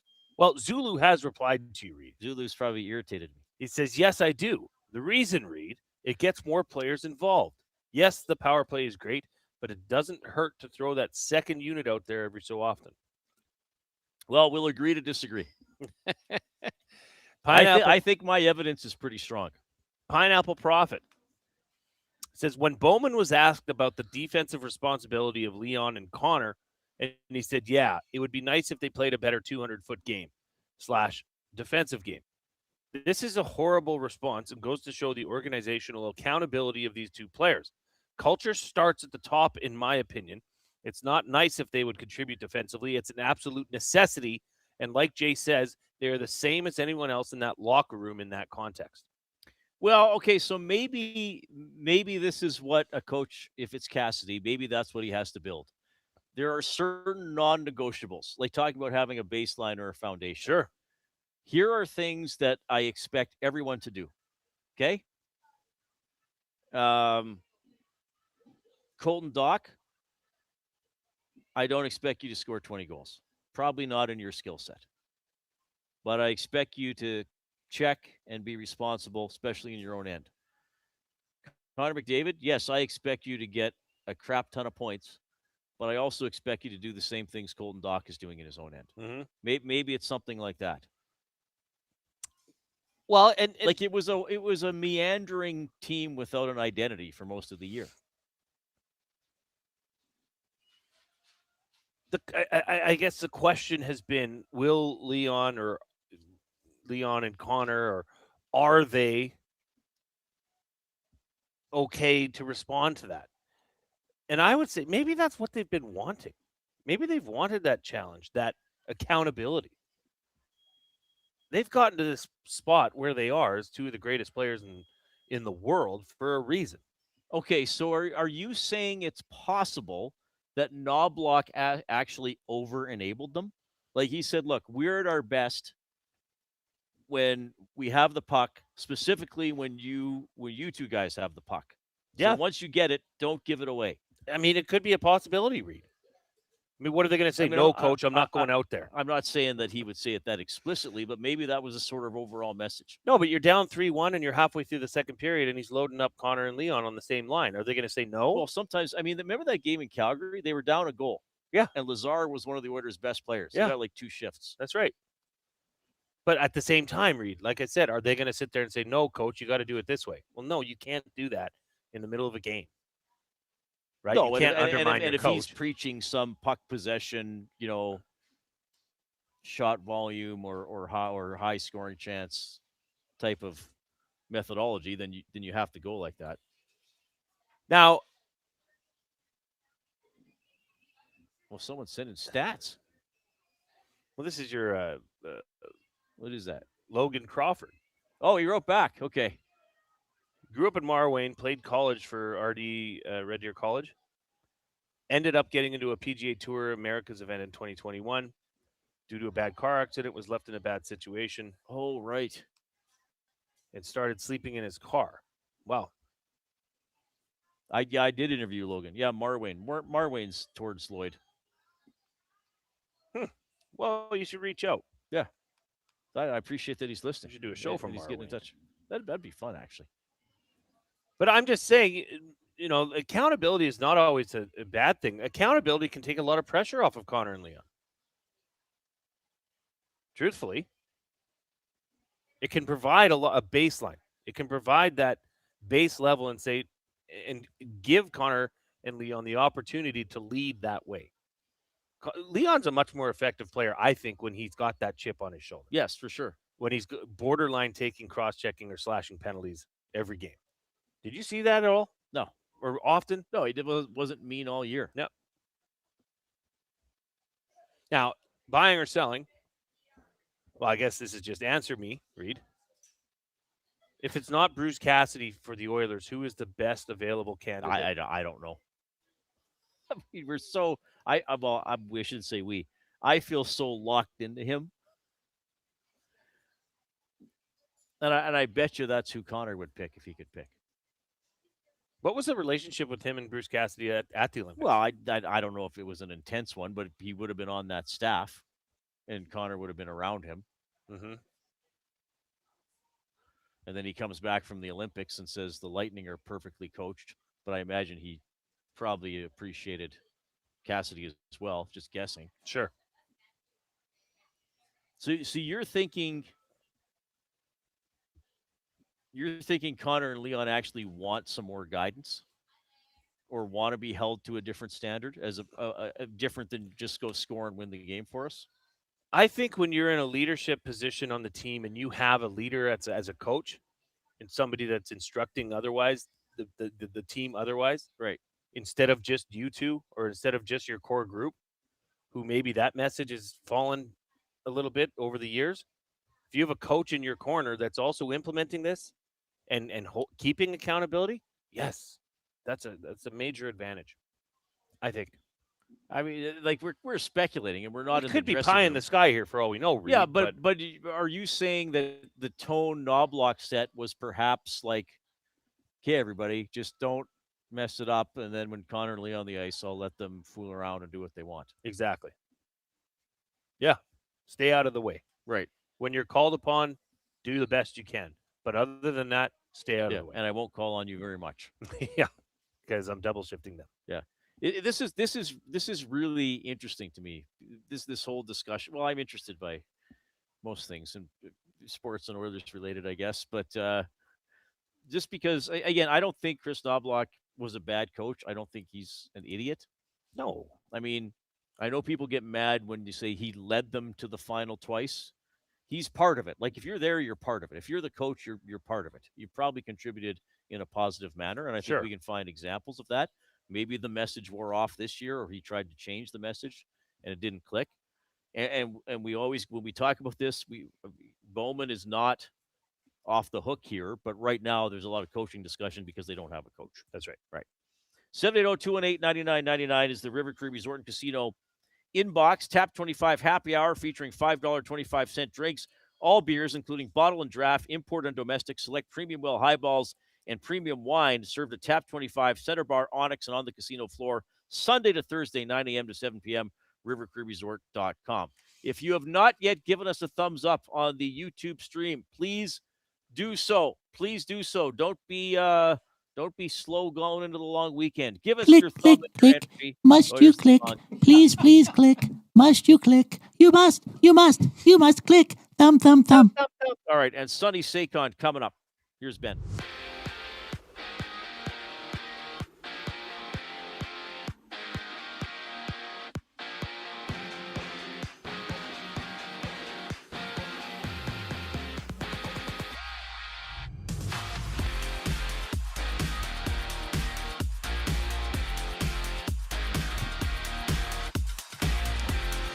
The NHL has handed down major discipline to John Tortorella and the Vegas Golden Knights following a violation of league media regulations at their series-clinching win over the Anaheim Ducks last night. Tortorella has been fined $100,000, while the Golden Knights will also forfeit their 2026 second-round draft pick after failing to open the locker room to the media post-game. Canada opened the World Hockey Championships early today with a 5-3 win over Sweden. Oilers defenseman Darnell Nurse recorded 2 assists in the victory, while Matthias Ekholm scored his first goal of the tournament. Team Canada returns to action tomorrow morning against Italy with puck drops set for 8:20 a.m. We saw some other action in the World Hockey Championships earlier today. Finland beats Germany 3-1. Switzerland beats the United States 3-1. And Czechia beats Denmark 4-1. In WHL action tonight, the Everett Silvertips have a chance to win the Ed Chinoth Cup as they take on the Prince Albert Raiders in Game 5. Everett leads the series 3-1 with puck drop scheduled for 7:30 p.m. in Prince Albert. PJ Championship rolls along today, and it's Maverick McNeely sitting in first place at 5 under. Second place is Alex Smalley at 4 under. He is done, while McNeely is on hole 16. In MLB action, the Blue Jays open a 3-game series against the Tigers tonight. Trey Savage gets the start for Toronto, while Brendan Hanafy takes the mound for Detroit. First pitch is set in about 2 minutes. Elsewhere around the majors, the Rangers face the Astros, the Royals meet the Cardinals, the Diamondbacks battle the Rockies, the Dodgers take on the Angels, the Giants clash with the Athletics, and the Padres wrap up the night against the Mariners. And on the hardwood, the Pistons take on the Cavaliers, with Cleveland looking to eliminate Detroit while leading that series 3-2. Tip-off is at 5 p.m. Later tonight, the Spurs look to eliminate the Timberwolves, with San Antonio holding on to a 3-2 series lead. The sports update is brought to you by the Edmonton Elks. It doesn't start on game day. It starts before kickoff. Get your single game tickets today and be there for every hit, catch, and touchdown. Lock in your seats now at goelks.com/tickets. Our Pass the Pantry Athlete of the Week coming up after the break. I'm Ben Thompson. You're up to date. The EST Hangout. Kobe, though, is a guy that I would take over LeBron. Are you kidding me? There it is. I think he's upset. Is that the top 5? Yeah, I think it's the top 5 comment. Here we go. Give me Bill Russell's stats. Give me Will Chamberlain's stats. If somebody wants to put Wilt or Bill Russell ahead of LeBron, I'm not going to argue. The EST Hangout, presented by Sentinel Storage. Weekday mornings 9 to 11, only on Edmonton Sports Talk. Your clear choice for Edmonton sports. Hey sports fans, I'm Alistair Johnston with Canada Soccer. The biggest sporting event in the world is coming to Canada this summer, and we hope that you're just as excited as we are. It's a once-in-a-lifetime opportunity, and I can't wait to share it with the whole country. Sentinel Storage, official storage partner of Canada Soccer. Goodwill is one shopper, finding something I never knew I needed. A jacket, a deal, one donor, letting go of something so someone else can move forward. One program participant, learning, trying, building skills, building confidence, building a future. One purchase, one donation, one job, one choice. Goodwill is the power of one, the power of one, the power of one, the power of one. Goodwill Industries of Alberta. It all starts with one. Looking for quality building materials and friendly advice? Visit us at Windsor Plywood Leduc, family owned and locally run since 1993. From interior materials for doors, flooring, baseboards, and all the finishing touches to all you need for your outdoor projects like cedar lumber for decks and fences, plus all the plywood you'd need. Our full-time on-staff carpenter can help with anything odd-sized or custom, and from domestic hardwoods to exotic selections, we've got you covered. And if we don't have it, we'll track it down for you. Windsor Plywood Leduc. We're the experts you need to know.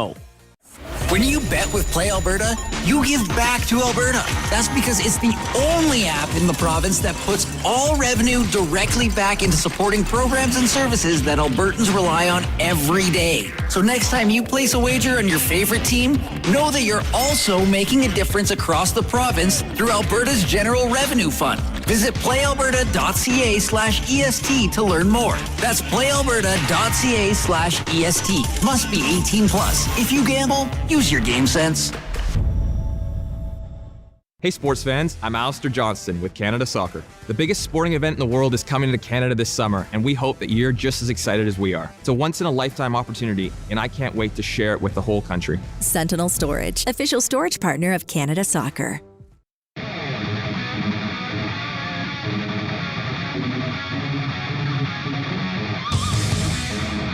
Thanks a lot for joining us this afternoon. We are on location, Popeyes, 170th Street, helping out the Ben Stelter Foundation. And we are going to get fired up here for our next guest for Jebco Fireplaces, proudly serving Edmonton and area for 45 years, the authorized dealer for Napoleon Fireplaces. Whether it's gas or wood burning, look no further than Canadian-made Napoleon Fireplaces. All the Napoleon products you need are available at Jebco, 9281 50th Street. Incredible honor for this guy. He is up for the NHL's Willie O'Ree Community Hero Award, and it is Sunny Seikon checking in. Sunny, you're on with Reid and Jay. How are you doing? I'm great. How are you guys? Good. My first question is a simple one. Did I say your last name correctly? Yeah, you nailed it. Okay. Well, one for once in my life. Thanks for coming on the show. This is really cool to have you. Tell us about. Well, I'll let you explain it. Why have you been nominated for the Willie O'Ree Community Hero Award? Well, I'm just really blessed to have worked with a lot of really great people over, 20, 25 plus years in and around the game. And, Arjun Atwal, Amrit Guman, guys that I do a lot of stuff with in our ball hockey league, the Punjabi Elite League, and other tournaments. They decided to put my name forward and nominate me back in February. And I made it through the shortlist, and I was selected for impact that we're making in the South Asian community and the broader hockey community with some of the programs we've come up with. That's okay. Tell us about is the Punjabi Elite League. Tell us about this. Yeah, so the Punjabi Elite League, I started in 2018. Originally created as like a 3-on-3, a one-day tournament, and it was a supplement that I kind of thought of. I was a bit unhappy with how, at that time, the Team India program was selecting their players. So I rather than complain about it, I said, why don't we do this? Why don't you have a 3-on-3 tournament where you have best on best in all of the big hubs, and then the selection committee can just go to the cities and see the best players. It made a lot of sense to me. And that just carried on. And then COVID happened and we had to pivot. We were all actually part of like an unreal league run by my buddies called the PBHL. But after, over a decade, those guys running a league, we have learned is very hard. It's time consuming. Their families had expanded. And so that league kind of wound down. And it was last year in March, maybe early April, I was on holidays and my phone started to ring. And it's all these players and kids, players from the league telling me the league was done. And so they wanted to know if I could build something for them. And so here we are. And now we're in our second season. We have 8 teams that are drafted by captains we select. There's a live draft. We make it a party. You can get traded. We have waiver wires for if you're hurt. We play a full 14-game season, 5-on-5 with playoffs. We've got a social media team to tell these guys stories and to show that ball hockey is legit, and it's a great tool to grow fandom in and around the game. But what we're most proud of is we're using, we knew that these leagues could work, but I always felt there was a missed opportunity to take, you got 200 guys coming together. Why not invite their kids to it? Why not invite their wives? Why not invite their grandparents? So what we're really proud of is in just, less than 2 years, we've doubled the number of kids coming through our free kids showcases. I work a lot with Arjun Atwal in As One Hockey. So we're able to act and serve as a hub to connect these kids to broader hockey opportunities and just, again, show that there's space in the game we love. Sunny Seikon joining us, Willie O'Ree Community Hero Award nominee. What's your connection to hockey, I read the article that they wrote on you, but I wanted to hear, from you. What are your earliest memories of hockey, and why did you fall in love with the sport? Yeah, so I was born in 1986, and I grew up in a Punjabi Sikh household. My grandfather came to Canada in 1983. This was a man, Bachchan Singh Seikon. He didn't speak English. He never saw ice. But he came to Edmonton in the height of the Oilers dynasty. So there was like two running theories. Like, it's how could you not love watching that team? But then like my oldest uncle and my uncles were like elite field hockey players in Punjab. Like my uncle would have been like a world's level player. So we think that like similar to ball hockey was like a gateway to this sport. And I just remember like my grandparents lived with my family. And so I remember being like 4 and 5 years old, sitting on the couch, and this guy like understanding the game, not understanding commentary. And at that point, like truly not fitting into that mold. But I just remember those games. And it's funny, I remember he gave me this like keychain that'd probably be worth a ton now. And it was the whole roster of, I think it was the last year Gretz was here and they won, and it had all their like cards. And I had this thing, and I actually just lost it like the last time we moved. And so that was like how I got introduced to it. And then the same time, at school, I wanted to try it. And that article also touches on like very early on, I experienced like the polarizing forces of hockey. So like my legal name is Harinder. And I'll never forget like sitting in Claire Drake and getting roll call, and it's Brady, Matt, Adam, and then Harinder, and it gets butchered, and these kids start laughing. So I'm sitting there crying, don't want to do it. But in the same moment, the other side and the beautiful part of the game, a parent that doesn't know me, just like offering support and encouragement, telling me that if I tried it, I'd probably love it. And here I am, almost 40 years later, talking to you guys about trying to use the game to impact society. Sunny, that's an incredible story. Thanks for sharing that. I'm wondering, to tie this into the Oilers as well, like how large is the Southeast Asian community now in Edmonton, and what does it mean that the Oilers will have a Southeast Asian themed night at a home game every year and that sort of thing?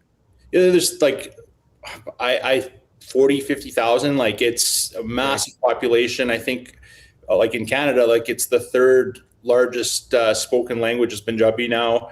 The relationship with the Oilers is like incredible. I think I've spoken at length that I think the Oilers have always been really ahead of the curve with equity, diversity, inclusion, from the rosters they've iced to people that work in hockey ops and all over the organization. But those nights it shows a community that is growing and that might not be familiar with the sport, that people care and they want it to be welcoming and they want it to be inviting. I've been blessed to sit in the conversations as they plan some of those nights, and they leave no stone unturned in like ensuring that they're doing right by the communities. They want it to be. They want it to be a magical experience and not just something they do for the sake of doing it. And with them doing it and the Crusaders doing it, and programs like ours popping up, it finally feels like conversations we've had for a long time that have ultimately resulted in a lot of like symbolic inclusion are finally starting to feel structural, where there's actual pathways and there's actual true opportunities for anyone to not just enjoy the game, but to thrive in the game. Sonny, is this something that, once people hear this story, can they vote for you in any capacity? Like how does this all work, and when is the winner ultimately announced? Yeah, so I appreciate you bringing it up because I've been very bad at asking the question. But yeah, absolutely. There's a link there's 3 candidates. There is no loser here. Like the groups I'm up against, they're doing amazing things. But of course, I would love anyone that's seeing this to click through to NHL.com, and I think it's /Willie O'Ree. And you can learn a bit about myself and what we're doing, but also just the past winners and understanding that there's a lot of people that are really working hard to use this game that we all love to do, things in and around the rink, but well beyond the rink as well. And that will go on. You can vote daily. That's another point. I don't think people realize you can actually re-vote every day. Right. That goes till May 24th. And then I believe the announcement for the winners is in early June. Okay, well, we're going to go vote. Hopefully all our listeners go vote and do that every day until the 24th. I just voted for you, Sunny. Thanks, Jay. I'm going to go in during the commercial. Sunny, you're a great story. You're inspiration. Did I talk to you? You did. It was Jed. I thought I did. Yeah. Yeah, the first South Asian. Going strong. That's awesome. Yeah. Yeah. No, and it was it's just been a very surreal experience. That's awesome. Well, that took me all of 8 seconds, folks. Yeah, you don't have to make an account or anything. Just go there, Sunny, there and vote for Sunny, NHL.com. Was it /Willie O'Ree or just Google it?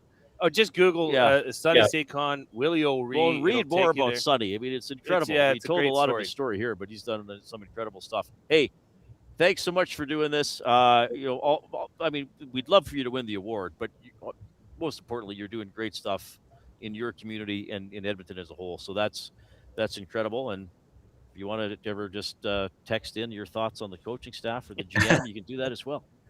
I appreciate you guys. And I was just with Shawnee May, and he wanted me to say hi to everyone. All right. Oh, no way. Okay. All right. That's good. Say hi back to him. I will. We'll see you soon, Sunny. All the best. Thanks so much, guys. Sunny Seikon. That's a great segment. Awesome interview.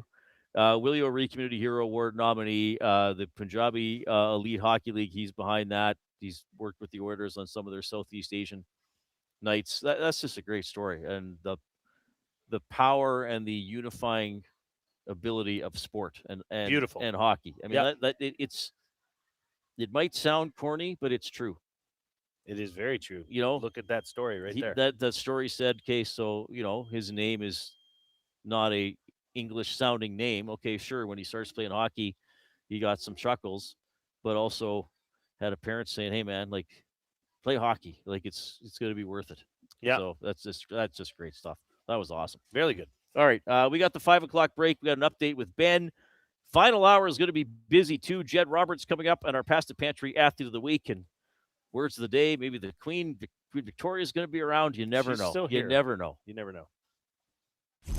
Two guys and a goalie. Does a coach who had an excellent NHL playing career automatically carry more clout when he walks into a dressing room? For me, I would say yes. All the coaches that I had in North America, and even in Europe too, they were all former players. I had Claude Julien. I had, obviously, Ron Lowe. Two guys and a goalie, presented by GS Construction. Tuesday and Thursday afternoons at noon, only on Edmonton Sports Talk, your clear choice for Edmonton sports. When you bet with Play Alberta, you give back to Alberta. That's because it's the only app in the province that puts all revenue directly back into supporting programs and services that Albertans rely on every day. So next time you place a wager on your favorite team, know that you're also making a difference across the province through Alberta's General Revenue Fund. Visit playalberta.ca/EST to learn more. That's playalberta.ca/EST. Must be 18 plus. If you gamble, use your game sense. The Canadian Brewhouse has a happy hour for any scenario. You finished work early? Happy hour. You finished work because you accidentally hit reply all to the entire company? Big happy hour. Your boss said, great job. Happy hour. Your boss said, per my last email. Ugh, emergency happy hour. You finally closed the big deal. Happy hour. With a huge selection of ice cold drinks and great food, the Canadian Brewhouse has a happy hour for whatever just happened at work. The Canadian Brewhouse. Your day just got happier. Your home for great performances is the River Cree Resort and Casino. God, I wish I could meet somebody like you online. She's got me in the friend zone. Don't miss Morgan Jay's musical comedy May 23rd. 9 p.m. show is sold out. Second 6 p.m. show added. Tickets at rivercreeresort.com. River Cree Resort and Casino. Excitement. Bet on it. Some of us are walking, others are biking. Together, we are accelerating the pace of MS research breakthroughs. This May, join Sentinel Storage at an MS walk in your community. Sentinel Storage, proud partner of MS Canada. Time for a new career in 2026? Or maybe your kid is still pondering their path. Good news! Weiss Johnson is hiring. Hi, it's Dennis, and not only are we hiring for heating and air conditioning, we're also looking for experienced plumbers and gas fitters. With the growth in residential development, there's no shortage of opportunities at Weiss Johnson. Choose your path with us. Learn from one of the industry leaders, and we will grow together. Receive great benefits and school reimbursement as well. Visit weiss-johnson.com today.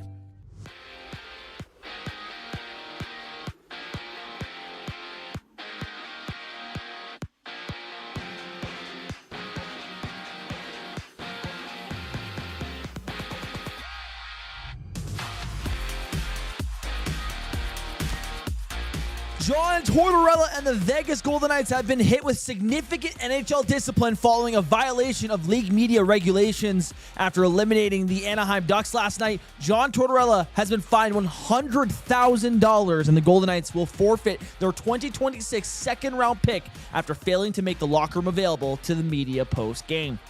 Canada opened the World Hockey Championships earlier today with a 5-3 win over Sweden. Oilers defenseman Darnell Nurse picked up 2 assists in the victory, while Matthias Ekholm scored his first goal of the tournament. Team Canada returns to action tomorrow morning against Italy with puck drop set for 8:20.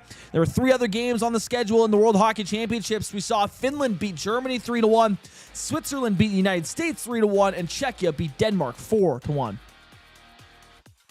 In WHL action tonight, the Everett Silvertips have a chance to capture the Ed Channel Cup as they face the Prince Albert Raiders in Game 5. Everett leads that series 3-1 with puck drop scheduled for 7:30 p.m. in Prince Albert.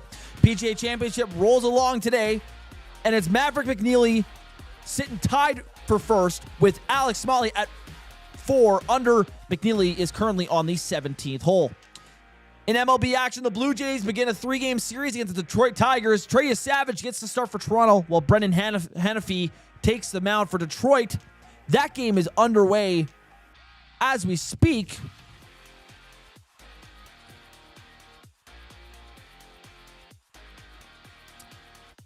Top of the second inning, tied 0-0. Elsewhere around the majors, the Rangers take on the Astros. The Royals meet the Cardinals. The Diamondbacks face the Rockies. Dodgers battle the Angels, the Giants square off with the Athletics, and the Padres close out the night against the Mariners. And on the hardwood, the Pistons take on the Cavaliers, with Cleveland looking to eliminate Detroit while holding a 3-2 series lead. Tip-off is at 5 p.m. Later tonight, the Spurs look to eliminate the Timberwolves, with San Antonio also leading that series 3-2. Final hour of the Reid Wilkins Show starts right now.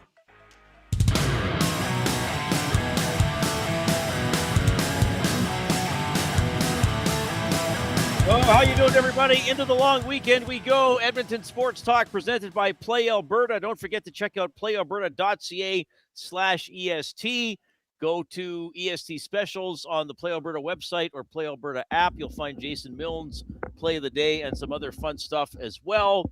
And today we have been on location all day long here at Popeyes, 170th Street, kind of 101st Avenue here in the West End near the Superstore. And it's part of Ben Stelter Month. So there's Ben's, where those Ben's cups, right? If you're on YouTube, I'm holding up the cup. You can buy the cup, or you can get it as part of Ben's meal. And proceeds go to the Ben Stelter Foundation. And then on Ben's birthday, on May 27th, it is net proceeds from the entire day on May 27th, all across the Popeyes Northern Alberta locations, will go to the Ben Stelter Foundation. I mean, that's incredible. Incredible. That's absolutely what a partnership. Incredible. So, yeah, if you're around and here and want to come say hi, get some Popeyes, or do it some other time this month or on the 27th, absolutely make it happen. Well, I'll tell you who's doing things right now. It's where good buddy Joaquin Gage just sent the group chat a lovely photo. Looks like he's making some sort of a margarita. Wow, is he ever? That's a lot of ingredients. I see Patron. I see Canejos. Triple Sec. Way to go, Gage. Well, Gager is a master in the kitchen. You live your best life, and I know what that is on top. That's a dehydrated lime. Oh, there it is. Yeah, he grows them. He grows them in his backyard. Special dehydrated limes. It's pretty amazing. Very amazing, yeah. Of course, portions of this hour presented by Lamley's. Built for the job, made with quality craftsmanship, and designed for job protection with cowboy-worthy durability.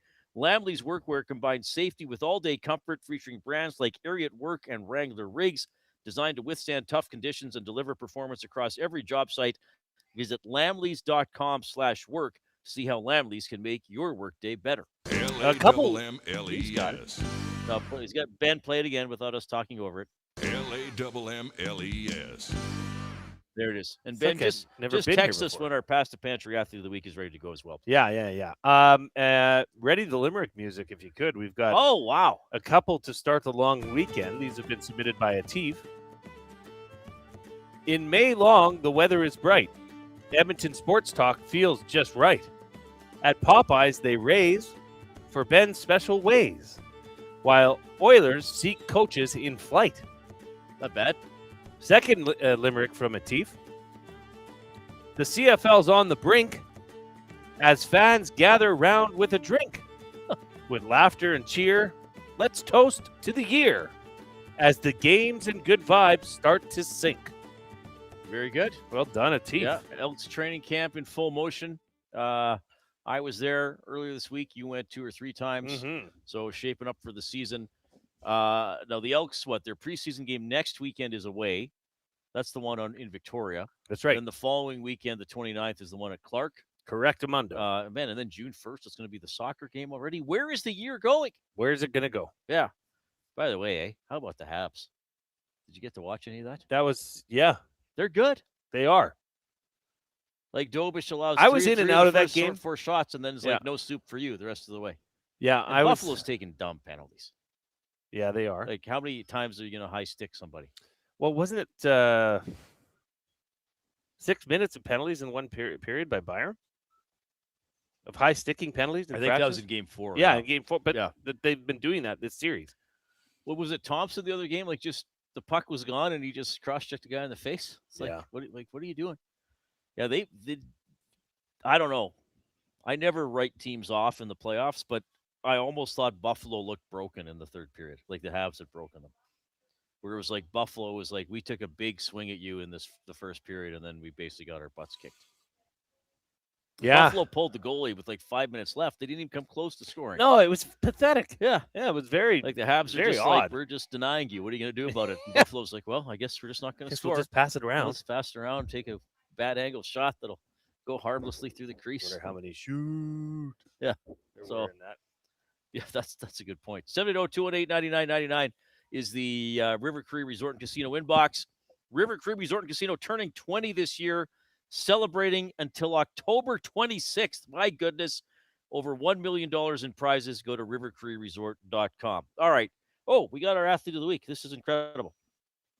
And our Athlete of the Week is presented by Pasta Pantry. For over 30 years in Sherwood Park, Pasta Pantry has served hot, delicious comfort food made right in their kitchen. They do it fast so you can slow down. They're a family at Pasta Pantry. When you go there, you're one of the family. Go check out Pasta Pantry in Sherwood Park, your home of the pregame meal. And excited to have this guy on the show. He's a tight end with the Edmonton Wildcats. It is Landon Eric standing by. Landon, you're on with Reid and Jay. How are you doing? I'm doing pretty good. How about you guys? Doing great. Thanks for checking in. We can see on YouTube here that you're in your vehicle, so thanks for pulling over or making time for us. How long you been playing football now? I'm headed into my 3rd year with the Wildcats, and I started in grade 10. Grade 10 was my first year. And where'd you go to high school? I went to high school in Old, so Central Alberta, just a small team. We had like 22 guys, so. And is that would that be 6-man football, or is that 8-man, or is it? No, it's actually the Bantam team was 9-man, and then the high school got to be 12. So lots of us played both ways, which was really fun. But no, it's 12-man. Okay, so originally when we started talking, I'll just give you the background on how I got your information. Kevin Woodridge, Cash, your head coach with the Edmonton Wildcat, had put forth your name, first and foremost for your character that you bring to the team, for your work ethic and your leadership. He said you're a 6'4", 235 pound individual. Is that those metrics add up for you, Landon? Is that correct? Yeah, that's correct. Now, okay, for football fans, there's a lot of CFL fans, there's NFL fans. The tight end position is definitely more of an NFL-styled position. Yeah. How are the Wildcats using you as a tight end? Yeah, it'll be interesting because last year I was off the line a lot, but basically tight end is usually more on the line, and so we're gonna try seeing how that develops our run game a little bit better, while still being eligible to receive a pass. So we'll see how it goes. It'll be a little bit different this year from last year because last year was a bit different, but yeah, we'll see how it goes. Last year you were playing for the Edmonton Wildcats, but were you working or going to school in Hinton? No. So I was going to school at the same time, and then we had a three-week camp where we were in Hinton, and so I didn't want to miss any practices or games because it was my first year actually starting. So pretty much every day I was making the drive to Hinton and back to make practice from school. Wait a minute. Sorry, where were you going to school? Well, I'm going to Nate, or I was going to Nate. But the Wildcats had a camp in Hinton. Other way around. So my school had a camp in Hinton. Wildcats were still in Edmonton, so I was making the drive every day for like just for 3 weeks. That's like 7 hours of driving a day. Six. Where did you sleep or do your schoolwork? Well, schoolwork was fairly limited because it was mostly just field labs. But yeah, it was a tough 3 weeks, but you can do anything for 3 weeks. What did your coach say about this? I didn't tell him until afterward, until after the season. So he didn't say much. What have he said? Jeez. Yeah, after the season he was fairly speechless, but yeah, I don't know. I just didn't feel the need to tell anybody until it was over. So. Well, I guess it was only 3 weeks, but still, that's pretty intense, man. Yeah, that's really intense, Landon. And again, that shows your dedication, your commitment to the team. So all the good things. So how is spring camp with the Edmonton Wildcats? How are things looking? This team I used to be involved with the Wildcats before you were there. Actually, I might have been there your first year, but anyways, the team has been somewhere near the bottom of the Prairie Football Conference for the past few years. Is this team ready to turn things around, Landon? Yeah, absolutely. I think so. You look at the best teams in CJ, and they're all guys with 3rd, 4th, 5th year starters. And the great thing about our spring camp this year was seeing how many people were coming back. And so we have a lot of our starters from last year are going to be there again, and they're going to be a year older, a year faster, a year stronger, a year more mature. So I think we keep building this team. By the time we're all in our later years, we're going to be a force to be reckoned with for sure. And that's starting pretty much right now. So now what? You're done spring camp. Is it you take a few, a couple months off until you guys get back together for main camp? What do you do in the summer to keep your mind on football? Yeah, I think we'll have a couple of field sessions, maybe every couple weeks, just to stay in the rhythm a little bit. Most of us will be just working or in the gym, and then come end of July, we'll start main camp, and we'll have about 2 weeks of that, 3 weeks of that, and then our first games early August. So long weekend plans? Is this like you just going to drive to Hinton? You're just going to go back and forth to Hinton for fun? What do you got on the go, Landon?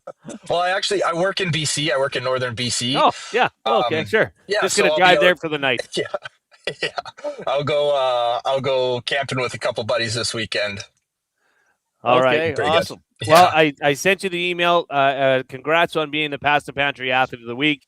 You, a man of your stature, can house $25 worth of pasta out in Sherwood Park. You're not far from there when you're at the clubhouse in Rundle. So we'd love to come see you, to come by the studio and meet you in person, Landon. Thanks for being a great ambassador for the Edmonton Wildcats, and your commitment speaks for itself. So congrats, Landon. We'll catch up with you. Thanks for having me. All right, that is Landon Eric, tight end for the Edmonton Wildcats, our Past the Pantry Athlete of the Week. Are you getting static in your headphone? Yeah, it sounds like there's a running vehicle. And no, but he's gone now. So I don't know what's going on. Oh, maybe that's... Or is that Jed already? Ben, we're going to have to try to figure that out because I think it's going on air, isn't it? It's not. Nobody's not coming through my end. It'll be only. Oh, that's not coming on air. Okay. Maybe Jed's Jed's sitting in front of being tortured. It's just Jed is sitting in. Okay, Jed must be sitting in front of a industrial fan. Industrial fan.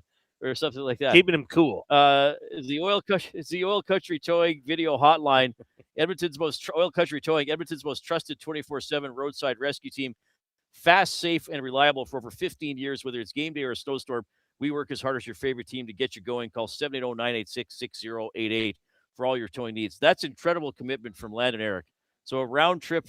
Well, you would know. Hinton, Edmonton. You grew up in Evansburg. Well, that's only a third of the way to Hinton from Edmonton, basically. Yeah, they'd be about a 3-hour drive to Hinton, I would think. That's incredible. I said 7 hours because I would think you got to. Well, I guess you just go. What's the little gas station area on the highway? Well, there's where your dad used to stop to go. No Jack, or Knighton Junction, I guess, because there's Knighton and there's Knighton Junction. I mean, Edson's obviously on the highway. I guess even Evansburg isn't on the highway anymore. That one part of Entwistle is. I drove through there last March of 2025. As I drove to Jasper, for Brendan Escott's wedding. But that's quite the commitment. I mean, that'd be exhausting. I mean, I guess you just lock in and you do it, but still, that's something. Like if you told me tonight, like right after work, hey, Reid, you got to drive to Hinton, and then you got to run for an hour and a half, and then you drive back to Edmonton, I'd just be like, no, I'm not doing that. Yeah, no thanks. No thanks. But that's football players are a little crazy, and we got one coming up next. Jed Roberts will be on the Oil Country Towing Video Hotline. Quick timeout first.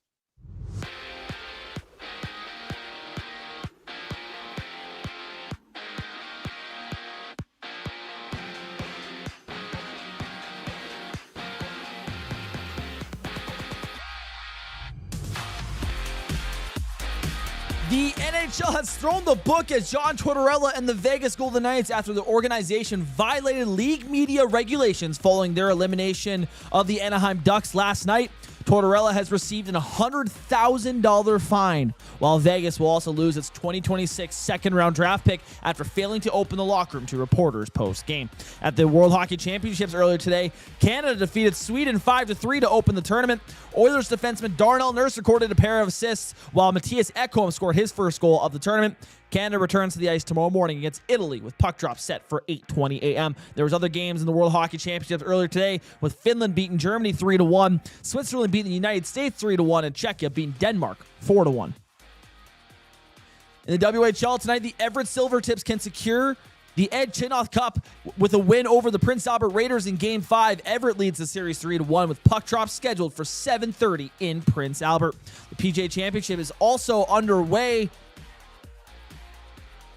and it's Maverick McNeely falling out of first, now tied with Alex Smalley, both sitting at 4 under as their tournament ends for the day.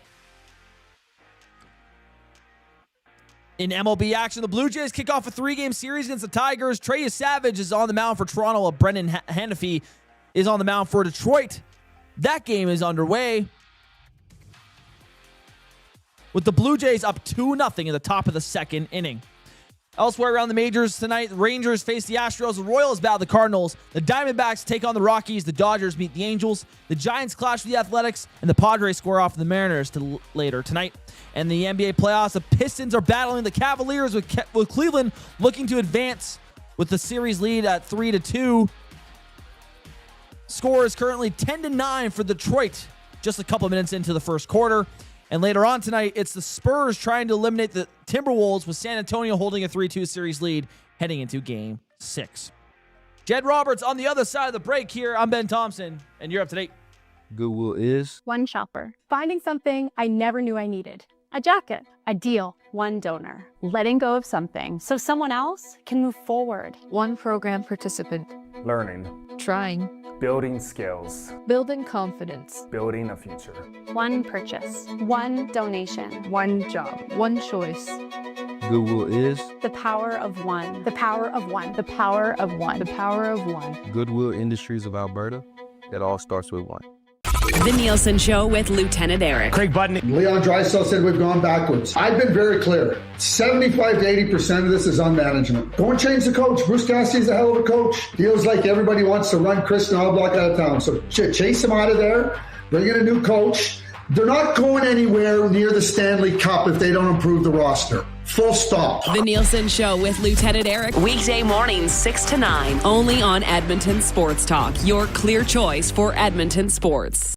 When you bet with Play Alberta, you give back to Alberta. That's because it's the only app in the province that puts all revenue directly back into supporting programs and services that Albertans rely on every day. So next time you place a wager on your favorite team, know that you're also making a difference across the province through Alberta's General Revenue Fund. Visit playalberta.ca/EST to learn more. That's playalberta.ca/EST. Must be 18 plus. If you gamble, use your game sense. It's the weekend. The sun is out, and everyone, yes, even the kids, are bored. Bring them to the Canadian Brewhouse. Our patios have games to keep the whole family going. Rooftop views, real turf to run around on, and misters for when the summer gets serious. Oh, and we've still got the game on. Always. All day, all weekend, all summer. The Canadian Brewhouse, Canada's best patios. Looking for quality building materials and friendly advice? Visit us at Windsor Plywood Leduc, family owned and locally run since 1993. From interior materials for doors, flooring, baseboards, and all the finishing touches to all you need for your outdoor projects like cedar lumber for decks and fences, plus all the plywood you'd need. Our full-time on-staff carpenter can help with anything odd-sized or custom, and from domestic hardwoods to exotic selections, we've got you covered. And if we don't have it, we'll track it down for you. Windsor Plywood Leduc. We're the experts you need to know.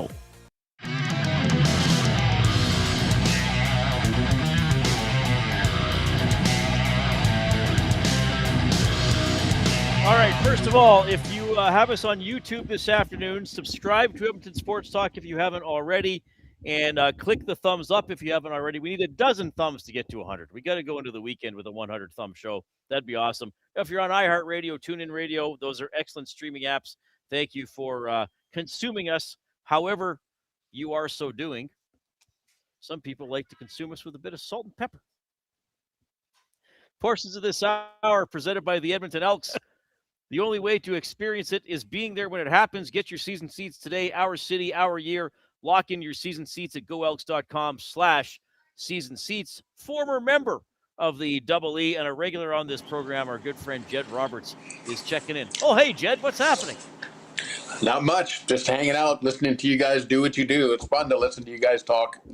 Well, thank you for saying that, because we try to have fun. That does irritate some people sometimes. If you can't do a job like this and enjoy it and try to make other people feel good, you need to pick another profession. That's what I would say. Absolutely. Yes. Yeah. If when I leave this profession, if somebody said to me about me, you know, that Reid guy just was so serious all the time, then I failed. Yeah, not good. Yeah, that's well, not and good. you know, like in Jed, I know Jed is a bit of a, well, he's a funny man. Jed is Yes. a very funny man. But Jed is, something tells me, Jed, that you would be on the good side of some pranks throughout your time. Elks training camp is going on right now. Why don't we just dive into the tickle trunk? And Jed, what was something that happened at camp, as they always do, that maybe you had something to do with? I don't know. I'm not saying you did, but maybe you did. Maybe?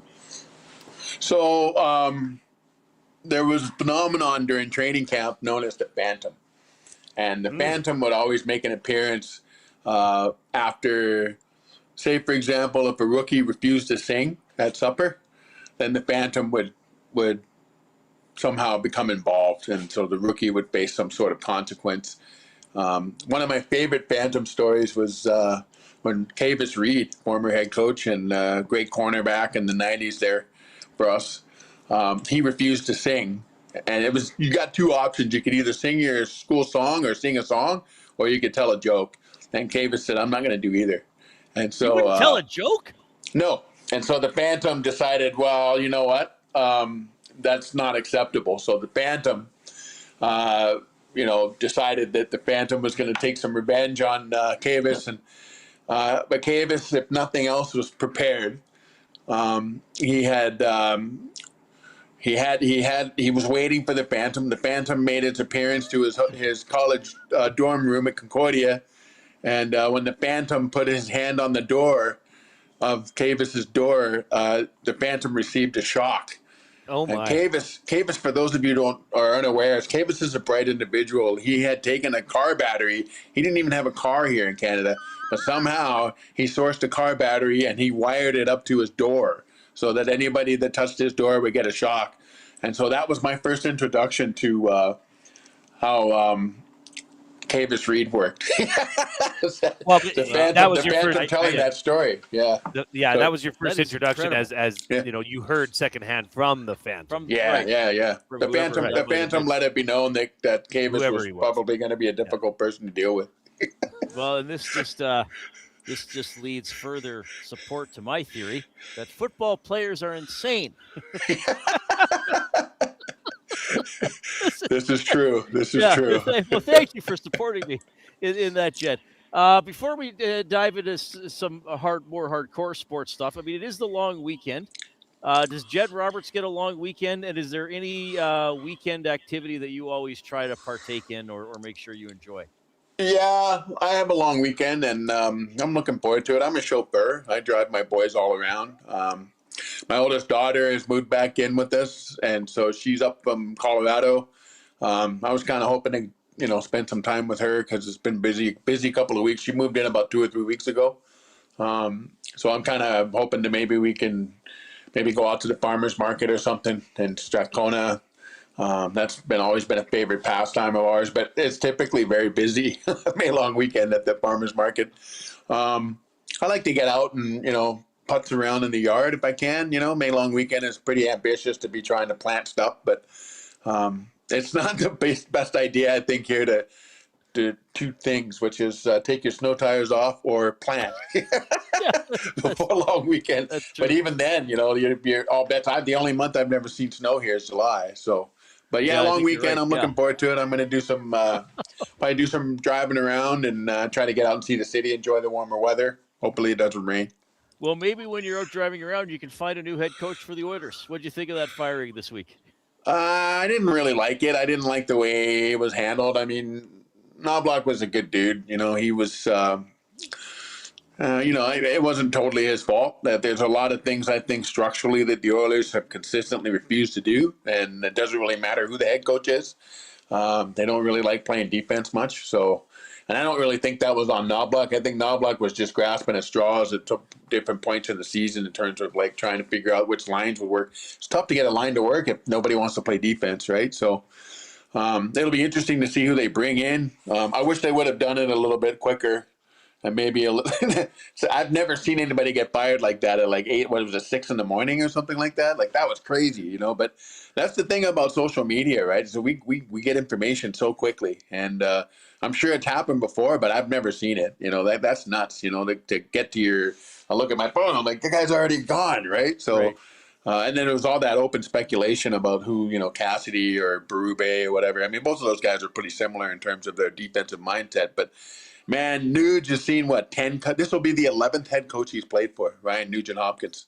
Yeah, if you count the interim guys, yeah. And when you think about that, like that's mind-boggling. Like the turnover, and that just speaks to a deeper root cause, I think, in terms of like what their philosophy as an organization, in terms of what they're putting out there on the ice. And it's no mistake that when they do well, it's because they screw things down and tighten things up on defense. And I played for 5 different head coaches, and we won. We never missed the playoffs the whole time I was here. But the reason for that was we always had great defense. So until they address their defensive shortcomings, and I think they've got some issues on their roster, it's going to be tough for them to figure out the money thing. But I don't know. It'll be a very interesting offseason. I can know that much. So let me ask you this.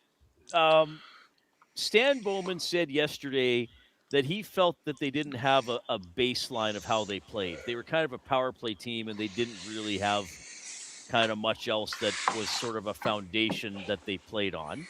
Now, I know not everybody's on the Stan Bowman train these days, and I agree. I think he's made some pretty serious mistakes. But the reason that I bring that up is because Leon Draisaitl also said when he was doing his year-end stuff that they kind of maybe didn't take the regular season serious enough, and that when they got into tense moments in the playoffs, they didn't have moments from the regular season they could look back on and say, "Oh yeah, we came through that." So my question to you is then, if there wasn't a foundation or this sort of standard, is that all on the head coach? Did the players have to take some ownership of that as well? How do you look at that part of it? Yeah, it's a culture thing. That's a cultural thing. I think Jay would agree. At some point, the guys in the room have to stand up and say, "This is how we do things here at Edmonton. This is the style we play." And the standard doesn't change for anyone. The standard is the standard. The standard stays the standard no matter who's in the room. And it's up to the leaders to tell people what the copper and blue represents and what that style of hockey is. And if you one of your leaders is standing up and saying we weren't really playing to a certain standard, that's his fault. Like, that's their fault. Like, if you want to be completely blunt, I'll put it right on the players. I mean, it's Stan's job to put the guys in the room. Then it's up to the players, the leaders, to put those guys together and get everybody, pointed the right direction and not playing for themselves or playing for contracts or whatever. Like, it's not always the best. It's not always the best athletes that win the Stanley Cup. It's the best teams, And I think Dre was probably talking about the fact that they just could never get everything going on the right direction, and they never won more than 4 games in a row. They had 5 or once, and then 1 or 3. Everything. Yeah, and so they were. It was a really weird year, and I would disagree with their 5v5. I thought they were a really good 5v5 toward the end of the year. It was just the power play they couldn't get going. I mean, their special teams kind of sucked there at the end of the year, and it seemed like they were playing really well on 5v5. If they had any special teams at all, I think we're probably still watching them play right now. But the PK sucked against Anaheim. Yeah, I mean, it was 50%. So that to me, I think that's task number 1 for the new coach. Put together a PK, hire somebody who can coach it, and put penalties like over 80% at least. Yeah. Yeah, I just felt like philosophically they just could never get anything going this year. It just seemed like they were sort of throwing spaghetti on the wall and trying to figure out what stuck, and nothing stuck. It was all bad. It all slid down into the floor, and we all watched it. So hopefully they're brighter minds than ours are coming up with a plan for next year. Jed Roberts joining us here on the Reid Wilkins Show. Obviously, Jed, Elks training camp is underway. I want your perspective on this because I think it means a lot. And the continuity from last year to this season, every day that I've been down there at training camp, I can't help but feel it. I don't know, even if it's a walkthrough, but the camaraderie is there. Just the connections, the communication. Jed, you've played on championship teams, and you've played with greats for year over year over year. How important is, I just want the common Elks fan to understand from your perspective, how important is that continuity for this Elks team moving forward? Well, I mean, you can look no further than the Oilers. They keep their core group together, and then they add and they mix and match, right? They bring in different bottom 6 guys or whatever the case might be. But it's the same bodes well in football, right? Like when you've got a successful organization, you build around your core group of guys. You identify, first of all, who those guys are, and then you build around them. And then you don't change too much from one year to the next. You add a little, you delete a little.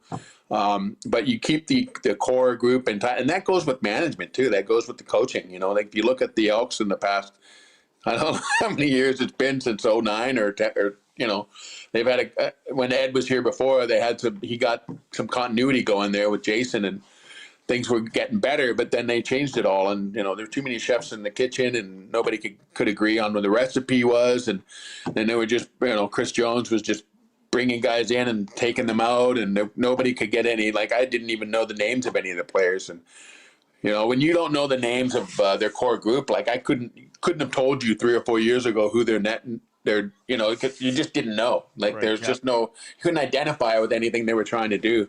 But now, like you know the Rankins, the Javon Leaks and the Woodmanseys and the Cortés, like those guys are sticking around. You've got a foundation now you can build around that. And so, and Cody's, he's a good dude, and guys want to play for him. So it's gonna be fun. They got to win the early ones though. That's the thing they haven't done in the last few years. When you're a young team in terms of, not young in terms of like overall age, but it's never haven't won. It's very difficult to establish that. You got to hit the ground running right out of training camp. So if I haven't had a chance to get down there. I'll be down there on Monday signing autographs with the alumni.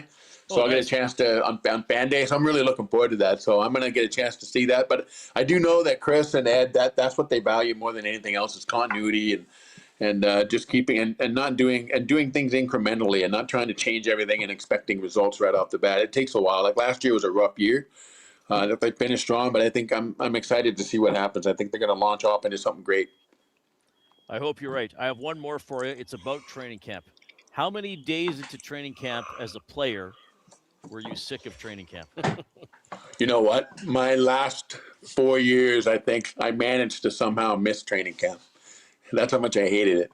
And so I don't know. Like 1 year I was injured, and the next year I came in late because I went off and I retired. Like I retired 4 times. The fourth time was the final time, but I would retire and then I would come back in just after training camp. But training camp sucks, man. Like there's nothing good about it.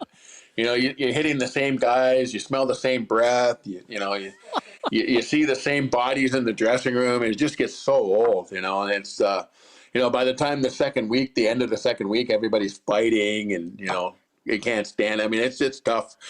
And then you throw in the factor of like people worrying about their jobs, and it's tough, And I could tell stories for days, but staying in those dorms and stuff when we were at Concordia, like that was tough. Those beds weren't very comfortable, and the food wasn't very good either. But it's much better now, I'm told. But okay, so what if a guy had a house or an apartment in Edmonton? Could he stay there, or did everybody have to stay at Concordia? Well, that's why I can tell you a story. Like Trent Brown would always sneak out, and he snuck out. But before he snuck out, he put a bed lamp in the bed to make it look like a body with some pillows.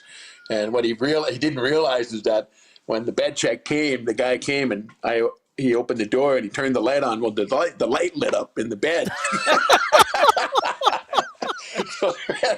And the guy says, "Where's your roommate?" And I said, "Oh, I don't know. I thought he was sleeping." And he goes, "Yeah, I can't repeat what he said, but he said, tell him to come see me in the morning."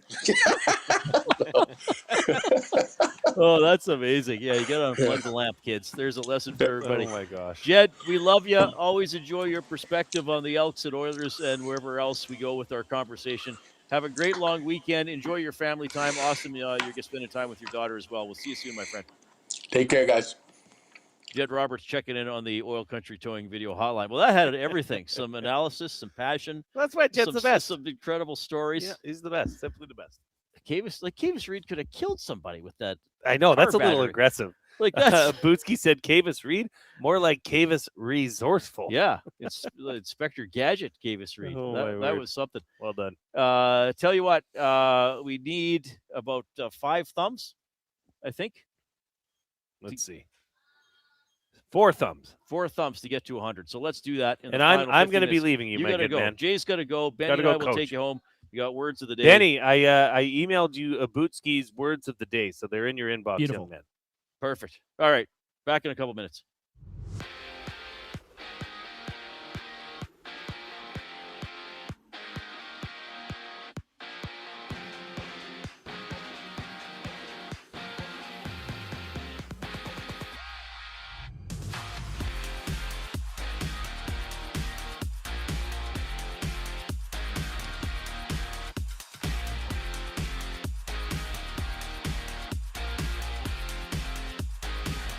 John Tortorella and the Vegas Golden Knights have been heavily penalized by the NHL after violating league media policies following their series-clinching win over the Anaheim Ducks last night. John Tortorella has been fined $100,000, while Vegas will also surrender its 2026 second-round pick after the team failed to make the locker room available to the media following the game. Canada opened the World Hockey Championships with a 5-3 victory over Sweden earlier today. Oilers defenseman Darnell Nurse contributed with 2 assists in the win, while Matthias Ekholm scored his first goal of the tournament. Team Canada returns to action tomorrow against Italy with puck drop scheduled for 8:20. There's also some other games in the World Hockey Championships. Finland beats Germany 3-1. Switzerland beats the United States 3-1, and Czechia beats Denmark 4-1. In WHL action tonight, the Everett Silvertips have an opportunity to claim the Ed Chinout Cup as they battle the Prince Albert Raiders in Game 5. Everett leads the series 3-1 with the puck drop set for 7:30 in Prince Albert. PGA Championship also underway. It's a two-way tie between Maverick McNeely and Alex Smalley for 4 under as their tournament ends today. In the Major League Baseball, the Blue Jays have opened up their 3-game series with the Tigers. Trey Savage on the mound for Toronto, while Brendan Hanafy is on the mound for Detroit. That game is underway. Top of the 3rd inning, Blue Jays up 2-0. Elsewhere around the league, the Rangers face the Astros. The Royals take on the Cardinals. The Diamondbacks meet the Rockies. The Dodgers battle the Angels. The Giants square off with the Athletics, and the Padres wrap up the night against the Mariners. And an NBA playoff action tonight, the Pistons are playing the Cavaliers, with Cleveland looking to close out the series while holding a 3-2 series advantage. That score is 25-all at the end of 27-25 at the end of the first quarter. Later on tonight, the Spurs will try to eliminate the Timberwolves at 7:30, with San Antonio carrying a 3-2 series lead into that matchup. Final segment of the Reid Wilkins Show coming up after the break. I'm Ben Thompson, and you're up to date. EST Afternoons. Everybody starts throwing out the Sebastian Cossa. So the answer to the goaltending problems with the Edmonton Oilers in the biggest year of this franchise history, the 2 years left of Connor McDavid, is to roll Tristan Jarry with Sebastian Cossa, who has 1 game of NHL experience. That's where you're going to go to Connor McDavid and Leon Draisaitl and say, hey, we got the solution. EST Afternoons, weekday afternoons 1 to 3, only on Edmonton Sports Talk, your clear choice for Edmonton sports. At Firehouse Subs, our subs are freshly toasted, stacked high, and crafted to satisfy. Each sub is piled high with premium meats, melty cheese, and toasted to perfection. Firehouse Subs brings bold flavor to every bite, all served on a freshly toasted roll. But we're not just feeding Edmonton, we're fueling it. Dig into the brisket hat trick, piled with slow-smoked brisket and melty cheese. Or go to the Firehouse Subs fan favorite, the Hook and Ladder. Made to order with smoked turkey, honey ham, and Monterey Jack cheese on a perfectly toasted roll. With 15 Firehouse Sub locations across Edmonton and the greater area, it's easy to grab a hot and hearty sub close to home. Firehouse Subs. Hot, hearty, made to satisfy. Your home for great performances is the River Cree Resort and Casino. God, I wish I could meet somebody like you online. She's got me in the friend zone. Don't miss Morgan Jay's musical comedy May 23rd. 9 p.m. show is sold out. Second 6 p.m. show added. Tickets at rivercreeresort.com. River Cree Resort and Casino. Excitement, bet on it. Hi there. If you're like me, you like to picture yourself in luxury, even though there's absolutely no way you could afford it. And if you can, well, even better. Thankfully, I picture myself in something that is luxury, but still absolutely affordable, like the all-new Mazda CX-90 from Park Mazda. With the new luxury features like facial recognition settings and quilted detail Napa leather seating, I can pretend to be comfortable with all of my proper settings activated without even touching a button, thanks to Mitch Lewicki and the great staff at Park Mazda. I like to picture Mitch Lewicki as a ninja fighting off evil samurai. Park Mazda, your dealer for life in Sherwood Park off Y Road, parkmazda.ca. Your brand deserves more than just a whisper, it deserves a buzz. At the Hive Product Marketing, they specialize in promotional products that bring the buzz. From eye-catching giveaways to unforgettable keepsakes, they got the perfect products to make your brand stand out and get noticed. Visit the Hive Product Marketing and let them create the buzz your business deserves. The Hive Product Marketing, the official merch partner of Edmonton Sports Talk. Visit them online at thehiveproductmarketing.com. Looking for a winning strategy for your retirement? Contact me, Joaquin Gage at K4 Financial, where expertise meets dedication. I will always look for a careful approach to your retirement, ensuring your financial future is secure. From tailored strategies to clear, actionable advice, I'm here to guide you every step of the way. Don't leave your future to chance. Get in touch with me, Joaquin Gage, today at k4financial.ca or email joaquin.gage@k4financial.ca to start planning for a brighter future and a more secure retirement. All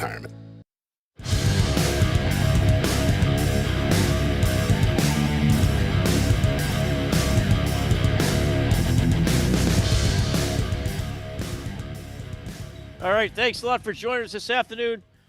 Jason Milne has left to coach football, so Reid Wilkins here, solo at Popeyes. Well, I'm solo broadcasting. There's plenty of people here purchasing or enjoying some of their great chicken. Remember, you can get the, I can't reach the cup right now. We got Ben's Cup and, or we got Ben's Meal, all to help out the Ben Stelter Foundation. So the Ben's Day Collector's Cup actually comes with the official Ben's Meal. That's 3-piece tenders, fries, mac and cheese, sauce, and pop, $14.99. If you want to get just the cup, it's $2.99 $1 from every Ben's meal or collector's cup goes directly to the Ben Stelter Foundation.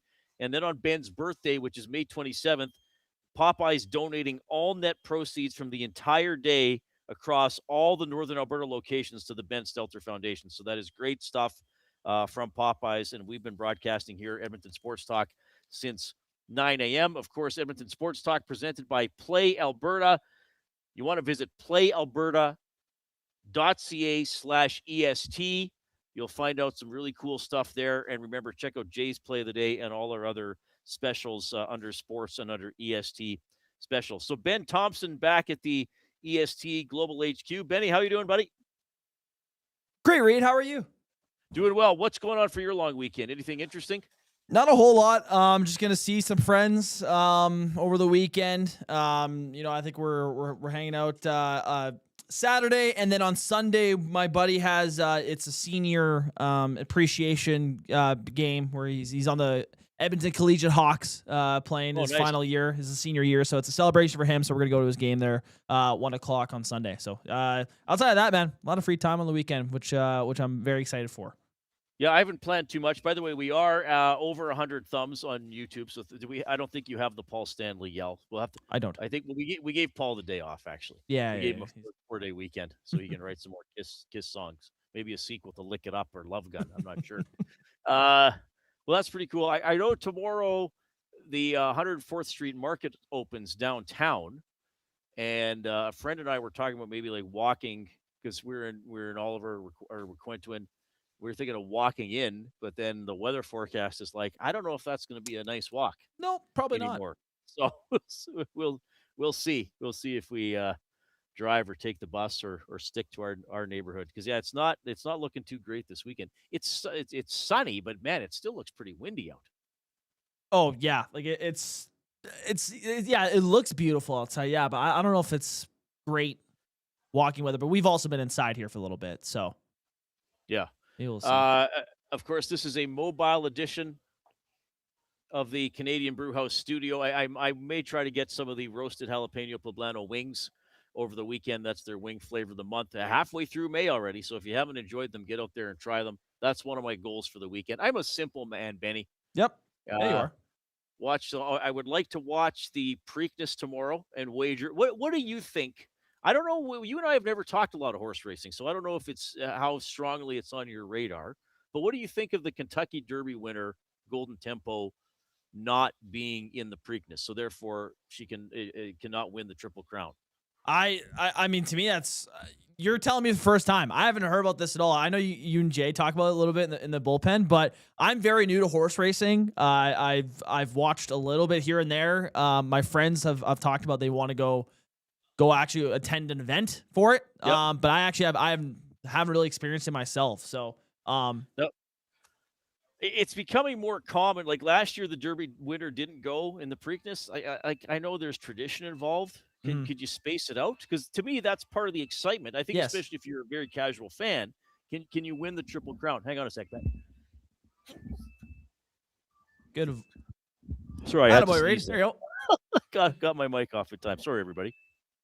So anyway, I'd like to watch that. Certainly want to watch the Canadians and the Sabres. Yes. Because Montreal remains. I picked them before the playoffs to win the Stanley Cup. They're looking good. I know Carolina would be tough, but I don't know if the Canadians are. I mean, they still got to beat Buffalo. I don't know if they'd beat Carolina, but I do not think they would get rolled over by Carolina. I really think that would be a tight series. I think it'd be a really tight series. Carolina, I mean, I thought Ottawa would give them a better fight in that first round series, but to me, they still haven't faced competition like Tampa Bay Lightning or the Buffalo Sabres like Montreal has. They've impressed me a lot. I said whoever wins between Tampa and Montreal in that first round series, to me, goes to the Cup final, and I stand on that still. Montreal looks damn good. Now that they got some of their stars going, Demidov had a big game last game. Caulfield's hot now. To me, sky's the limit for this team, man. They're a red-hot team, and I think that probably gets through Carolina, in my opinion. If it's Colorado in the Cup final, that's going to be a tough matchup, but, I mean, they look really good right now, so good for them. All right. Portions of this hour are presented by Commonwealth Stadium. So the big match is coming up on June 1st. This is the World Cup tune-up game for the Canadian men's national team. Road to the FIFA World Cup 2026, taking on Uzbekistan. Get your tickets now at canadasoccer.com or at Ticketmaster. You can also stay tuned on EST on this show next week for your chance to win tickets. That's going to be a big one. World Cup less than a month away. Games on Canadian soil for the first time ever. Canada playing in Toronto and Vancouver with their big tune-up game against Uzbekistan at Commonwealth Stadium. So they're putting in turf for that, or they're putting in the grass for that, I guess, and then they're taking that out, and then the Elks are going to get new field turf out of it. So that's why the Elks preseason home game against Calgary on the 29th is going to be at Clark. All right, Ben, are you ready for the words of the day? Do you have them for me today again? Oh, I do. Let's hit the intro. The word of the day with Reid and Jay. Oh, I'm sorry. Did I break your concentration? What do they got to say? Say what again? Say what again? I dare you. Let's find out. English, do you speak it? Then you know what I'm saying. All right, words of the day presented by the Edmonton Public Library.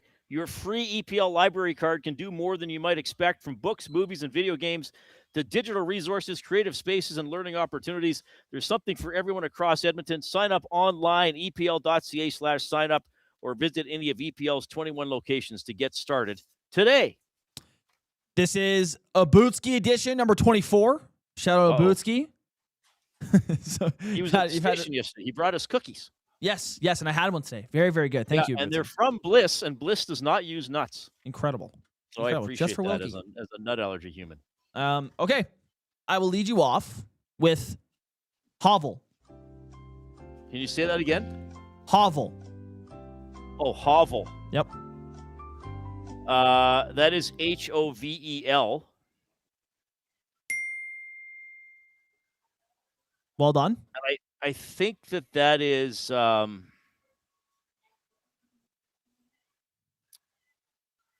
that like a small earthen dwelling? You're around the area. Would you like a sentence? Sure. Although it could be described as anything other than hovel, the old man was proud of his residence. So it's like a very simple, small dwelling? You know what? I'll give it to you. A small, poorly built, and often dirty or run-down house, hut, or shack. Okay, yeah. Maybe I get a quarter point. You're right. I didn't really get into. Didn't get to like the house hut part, like but the size. Yes. Like I thought it was almost like maybe one of those Hobbit houses. What are those called in the Shire? But not exactly. So I kind of had the small and simple. Not simple. I had like the small, maybe not fancy part down, but I didn't really specify the rundown. You were right part. there. So I don't know if I should get a half point for that. It's up to you. I'll give it to you. I'm generous. It's a long weekend. Okay. Okay. That's true. So that was 1.5 for you on the first. Okay. Next is hydrophilic. Hydrophilic. Mm-hmm. HYDROPHILLIC.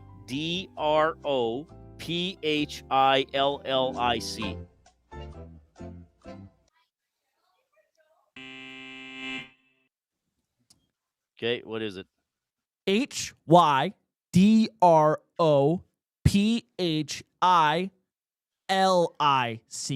You gave two L's. There's only one L. Yeah. Snuck up on you. This is something that is full of water. I'll give that to you. Describes molecules or surfaces that have a strong affinity for water dissolving easily. Yeah, that is a ish. All right. Ish. Right around there. Generous of you, Ben. Okay. Words of the day for the Edmonton Public Library, provided by Abutsy. Great stuff as always. All right. I hope you have a great long weekend ahead. Whatever is planned, or if you got to work, I hope your shifts are smooth and you get some downtime or family time or fun time or whatever it is you want to do. We love having you as part of our Edmonton Sports Talk community. On behalf of Ben Thompson and Jason Milne and Queen Victoria. Yes, don't forget that I'm here, young man. I'm Reid Wilkins. Have a good weekend.